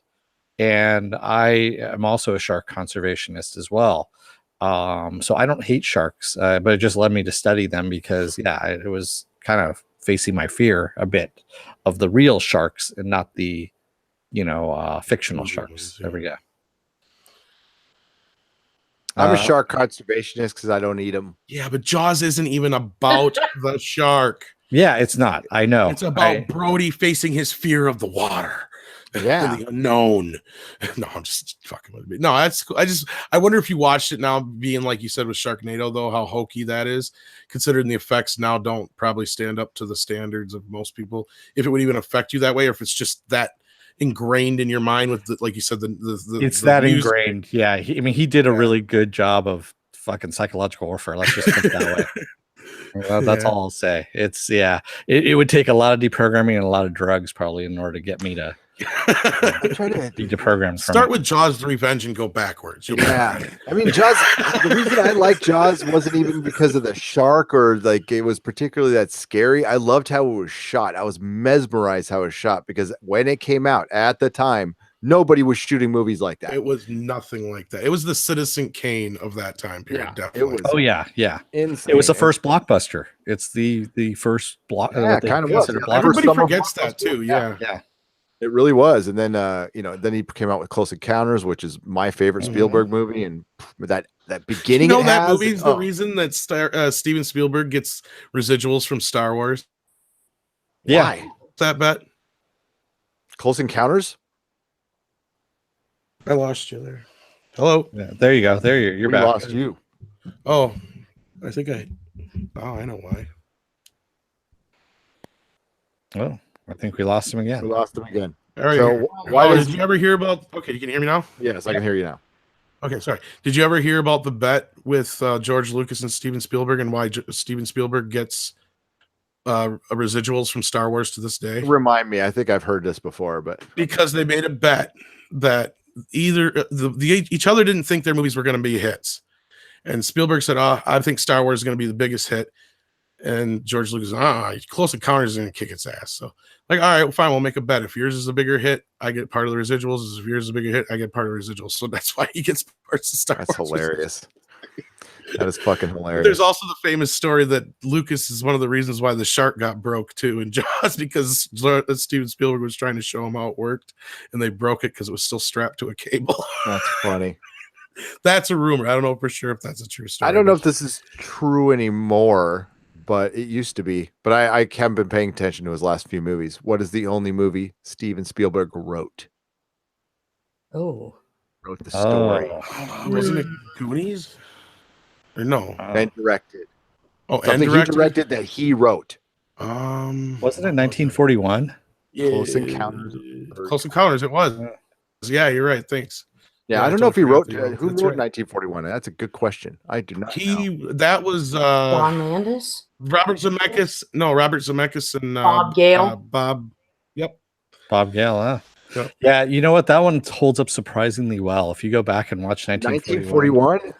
Yeah. It's a bad movie that I like, but it's bad. No, I mean, no. it's If you like- go back and look at it in Dennis, after 9/11, it's bad, and I know where you're going with that. It's still I a see where bad he's coming movie. from. Yeah, but Yeah. yeah, it's It just wasn't. You know what? It's everybody involved in this movie. This movie should have been the biggest hit of all fucking time with the names that are Right. involved in this, and it just didn't work for some reason. And yeah, it's well, for one, everybody thought at the time, Des, you were old enough, you might remember. Everybody thought it was going to be a Dan Aykroyd, John Belushi movie, and it wasn't. no, Like, no, they it was- meet like once. yeah, They it were was in- definitely Spielberg's Howard the Duck. That's for sure. Yeah, I like it. I mean, I like the movie, Oh, yeah. but it's bad. He even got an extended version on Blu-ray now. Believe it or not. Yeah. Oh, I've seen that. Yeah. Oh man. Silhouette Animator says Bruno Mattei made an unofficial Jaws 5 film. I think I know the one he's talking about. Yeah. And yeah, Man of Action, that was the beauty of the movie too. They used old psychological scare then to show the monster. Someone was talking about how it's just about them talking about feelings on boats. Artemis already says, yeah, it's talking about feelings on boats, and then you get thrashed by a great white. Oh my god. Oh shit, that's Woo, awesome. wins. Let's see on the internet for today. That's for sure. Oh man. that was good. Oh yeah, that's awesome. Remember, if you go into the water, you enter the food chain, right, Marcus Yep. Kahn? That is true. Yeah. And you enter as a lower link. Just imagine what we don't know that's down there. I mean, we know more about the moon than we know about the ocean. Oh yeah, we only know like 1% of the ocean. That's That's literally it. Donkulous. Yeah. Howard the Duck was better. Actually- Yes, but I mean in a sense, Joe, that it was supposed to be, like Gary said, this big hit. And it was nothing but a big flop. And that's what Howard was too. Howard was supposed to be, what was it, 86 that it came out? Yeah. Yeah. Yeah. And ended up being one of the biggest flops of the year. Yeah. Yeah. Trying to think back, is that the what was the first legit Marvel? I mean, I Marvel think it character in a movie. I think it was Howard the Duck. I think it was Howard. I think you're right. Because all the other stuff was TV movies, I believe. Yeah, everything else was TV. The first one on the big screen is Howard the Duck. Yeah. Now, Yeah, Men and in the Black is Punisher in '89. yeah. There's the Punisher in '89, and then there's Uh-huh. Men in Black is technically a Marvel movie because they Yeah. they bought Malibu, but it doesn't count. Was it before or after though? That was what I was That's a wondering. good question. I think they bought them Um, after that, but After. It was after. because that's why the copyright's still at Sony. And then It says Marvel. It used to say Marvel on the credits. they I don't know still if it still yeah, does, they're still because they own it, but I think because of the contract still there or something like that. And then you had Tanner- 1990, you had Captain America. Yep. Not in the MCU. It's the first Marvel movie, the first Marvel character in a Yeah. live action movie. Yeah. Yeah. Oh, that 1990 Captain America. I have yeah. I have two posters that weren't cut. Like they still have the color bars on them and stuff. Really? From that movie. Yeah. Oh yeah. Awesome. Salinger. Yeah, that's Mark Salinger, who is That's one J.D. of those guilty Salinger's pleasures. great grandson or his grandson. That's right. His Grandson, yeah, I His think it nephew is, or yeah. something like that. That was yeah. his grandson. I thought. Yeah, they made the Red Skull Italian. Yeah. I'm in the Red Skull, Captain America. Where are you going? I poured some spaghetti sauce all over my head. That's why it red. Yes, I'm looking like a meatball. I'm looking like a meatball, paisano. Don't you get it? I talk Don't like a respect- You don't like a you don't meatball? respect me. Susan's like, yeah, where's the Patron at right now? Susan, when did you realize you were a nerd? Have you always known, or Yeah. are you a nerd? I want to hear this one. Yeah. I've always been a nerd. I think I was a nerd in the womb. When I was really young, I would always go over to my grandmother's house after school, and we were watching Mr. Rogers and Sesame Street, and I was about 5. My grandmother's like, no, we're not going to watch this anymore. And I was like, but Grandma, this is great. We watch it in school. She's like, no, you would like this show. She turned on the Wild Wild West. And Nice. I fell in love with the Wild Wild West. And then I watched Star Trek, and and this is going to sound really weird, but I started to base some of my personality on Captain Kirk, because I really admired a lot of what he did. And then after that, little 6 or 7-year-old me was always in love with the stars, always looking up, had a telescope, wanted to be an astronaut, and I just fell in love with William Shatner. So that's how I was a nerd. I was always a nerd. At school, in the playground, I would gather up my friends, and we would all play Star Trek. And I actually came up with the episodes. So it was like I know was exactly what she's fucking directing talking them, about. and Yep. they would character. Yeah. That is brilliant. Yeah, that's me.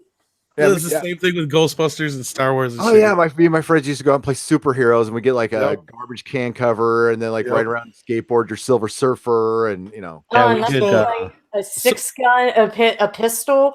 I can still take 2 of them, twirl them, put them in holsters. I knew all the bells and whistles about if you put your holster down on your leg, tie it with a shoestring, you can draw faster. Yeah, I'm bad. I'm a real boy. Nice. So did you walk up to the lunch lady at school and be like, I would like chocolate milk No, nothing instead like of that. light, please?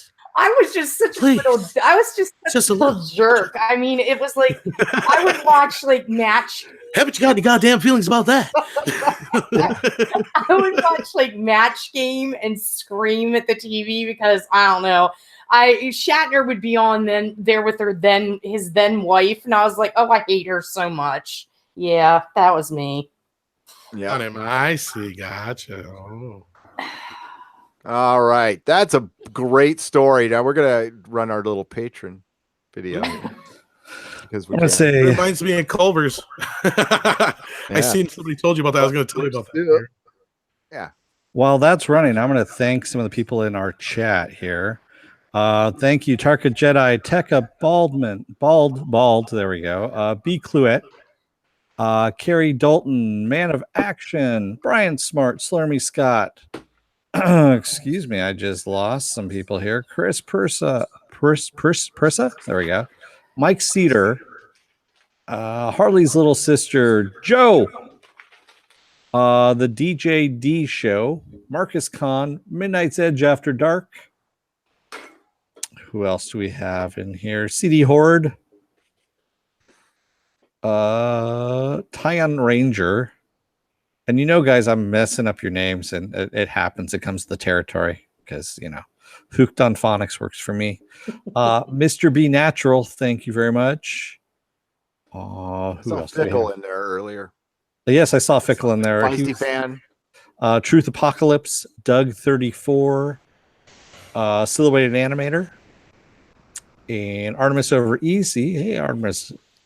And who else do we have? I know we have Doc Civil. That's kind of interesting. Mr. Roboto, thank you very much for the super chats, man. And Gary, we'll get to the super chats in a little bit here. Right here, we got what you can get from our Patreon. This is from the $5 level. You get the comics, and this is a representation of what you get the $15 level, which is like what's in the box, which includes the comics and the toys. Sorry, Dennis, go on. Oh, no, it's okay. That's perfect. That was because I was scrolling up a bit more. Mage Grey Wolf, or as Gary likes to call you, Mega Grey Wolf. I finally stopped. God, it took me forever. Feisty fan. And that's about as far as. Oh, and Destiny Captain. And by the way, thank you for commenting about my cat. I know you keep doing that there. And that's best for Tommelfinger, thanks for sending and making that video that I requested, which is the Teen Titans theme, while Robin is stabbing that guy in the balls with a pair of scissors over and over again. That gave me quite the chuckle. I'm going to show it to my kid. It'll be very funny. Okay, so here are super chats. Crazy Carlos, $24.99. He is truly loco in la cabeza. Movie Fanobi, $5. Thank you so much. Joe, the Venture Brothers, penis. Meh, bring your rubbers. Joe, $2 and a $5 super chat. And Mr. Roboto, two $2 super chats and a $5 super chat. Domo arigato, Mr. Roboto. Because you've never heard that before. Thank you so much. Thank you to all our lovely and talented patrons. And thanks for everybody who joined us tonight. We do appreciate you choosing us. So many people stream and you hung out with us, and we really our wrenches tonight. Thank you so much for helping us out. Yes, Penn Farm Girl. I see the wrench there. That was Mako and Brian Smart. Jody was in here earlier. Yeah, thanks for hanging out, guys. Feisty Fan, of course. And our next show, Dennis, is our next show. I'm going to be on Doomcock's channel tomorrow night, and we're going to do a paranormal show. I won't tease out what we're talking about, but we do have a subject that's going to be very interesting. That's all I can tell you. I don't know the time yet. Keep an eye on Doomcock's Twitter or my Twitter.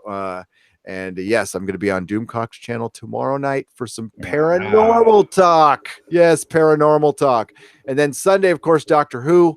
And then either Sunday evening or Monday evening, we will do a full, probably Monday. You think everybody will be done with Daredevil by Monday?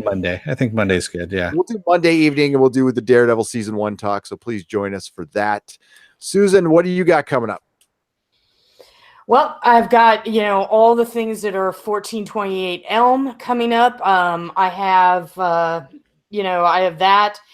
And you can find me every Wednesday at 6 p.m. Eastern Standard Time on Midnight's Edge After Dark with the Goddesses of Gore with myself and Tom and Mecha Random. And you can also get me on Twitter at Susan on the Ledge. At Instagram, I'm De Facto Scribe. And I'm also on Facebook. And you can follow us at 1428 Elm on Twitter, and you can follow us on Instagram at 1428 Elm and also on Facebook, since I run all the social media feeds. So there you go. And you're sharing our stuff. And yeah, Susan is just not a slacker. She's a goer, gentlemen. Yes, she is. Not a slacker. And by the way, our the Goddesses of Gore is now officially on our schedule on our website. So we do a live schedule, nerdrotic.com. If you look to the right-hand side. Cool. Yeah. Thank you. Oh, no problem. And it'll be linked there in the schedule. So it'll take you right to where you need to go to watch that show. Please support it. We are we want this show to get lots of traction, lots of views, because it's cool.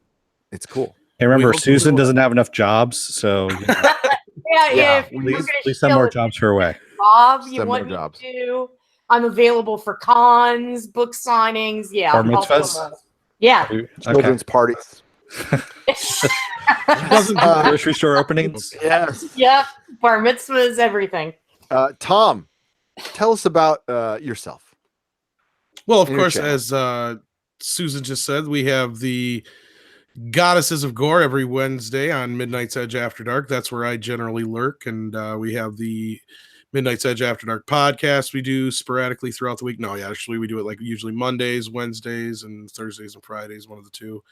Other than that, coming up, we have some pretty extensive videos coming up on the main channel, which is Midnight's Edge, that I'm working on right now. Andre's got a Star Trek editorial coming up, and I'm working on a Halloween video right now and an interview with Tommy Lee Wallace, the man who directed Halloween 3 and the Stephen King It miniseries back in the 90s. So that'll be coming out here hopefully before Halloween, or I'm going to get killed. So yeah, other than that, that's what we got. So check those channels out. Check me out on Twitter at Thomas Connors Jr. And that's about it. And I want to thank you guys for having me once again. I always have a blast here, even though I didn't really get a chance to watch Daredevil or anything like that. It was still fun to hang out. Dude, yeah, you're always with doors open, my friend. You've had me on plenty of times. We love having you, Tom. We love Tom. We love Rob. Thank you, Yeah, we got a super chat from Joe. Joe. $2. I have to do my best, Jermaine St. Cloud. I always make wee wee with the tickles.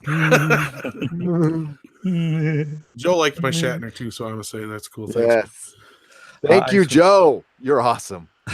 Truth Apocalypse, bitty bitty bitty. That's about all, folks. That's Yep. what he says. Harvey Cthulhu for 2020. I'm pretty much down for that. Push the button, Yeah. TM. All hail Doomcock, of course. Our good friend Doomcock. Hope he's out there having a good time. Last time I heard him, he was drinking absinthe. Is that how you say it? Absinthe? Yes. And doing a absolutely. live Yeah. stream. And he did a great live stream. And I heard that stuff is like kind of ass kicking. So good on you, mate, for getting through that. Yeah. Nice. All right. Well, yeah. Do. Oh shit! I just lost my headphones. But Just so throwing shit everywhere. plug those in. Dennis has to go. It's past his bedtime anyway. As I plug Bye, in my headphones. Dennis. Yeah. No, He's got some class. I've got a class. I mean, I've got to not finish my actual homework. He's got class and we don't. That's what it is. I was Okay. class. I see how it is. He's got class and we don't. I see how it is. Yeah. So yeah, so everybody, please check out and like, share, subscribe, and all that stuff. Please make sure you're still subscribed. There was a YouTube shut down, and when they came back, we were missing some subs. We got them all back, but just make sure that bell is rang and you're still subscribed. And Doomcock drinks 120 proof absinthe. Oh Jesus Christ! That And is Brian- all. Wow. Damn. I want to drink with him. Cars. You can run. Have that shit around during the zombie apocalypse. You can run your car off it. And I'm such a lightweight. That would kill me. Brian Smart, you were buying comics when they were 10 cents. You're not that Wow. old, dude.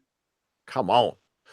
And Mecha Random 42, thanks for hanging in there. Please check out her channel as well. She's part of the Tribunal and our affiliates, and you can see our channel affiliates on our webpage. We also have sculpted leather art by Viking Bitch and Robot Shlomo, who was in here earlier. Rob, check out his channel. He's part of Midnight's Edge After Dark as well. Everybody have a good night, Rob. We have everybody have a great weekend. I have nothing scheduled on this channel tomorrow, but you never know what happens. Next show I will see you here is Doctor Who. Everybody want to say, Dennis, take us out. Children of Earth, don't let the door hit your ass on the way out. Otherwise, your dialogue might be written by Akiva Goldsmith. Oh, jeez. Jesus Christ, that's bad. Really. Say goodnight, Susan. Good night, everybody. Say bye, Tom. Take care, y'all. Thanks for having me again. May the small folks sing songs of your greatness. Cheers.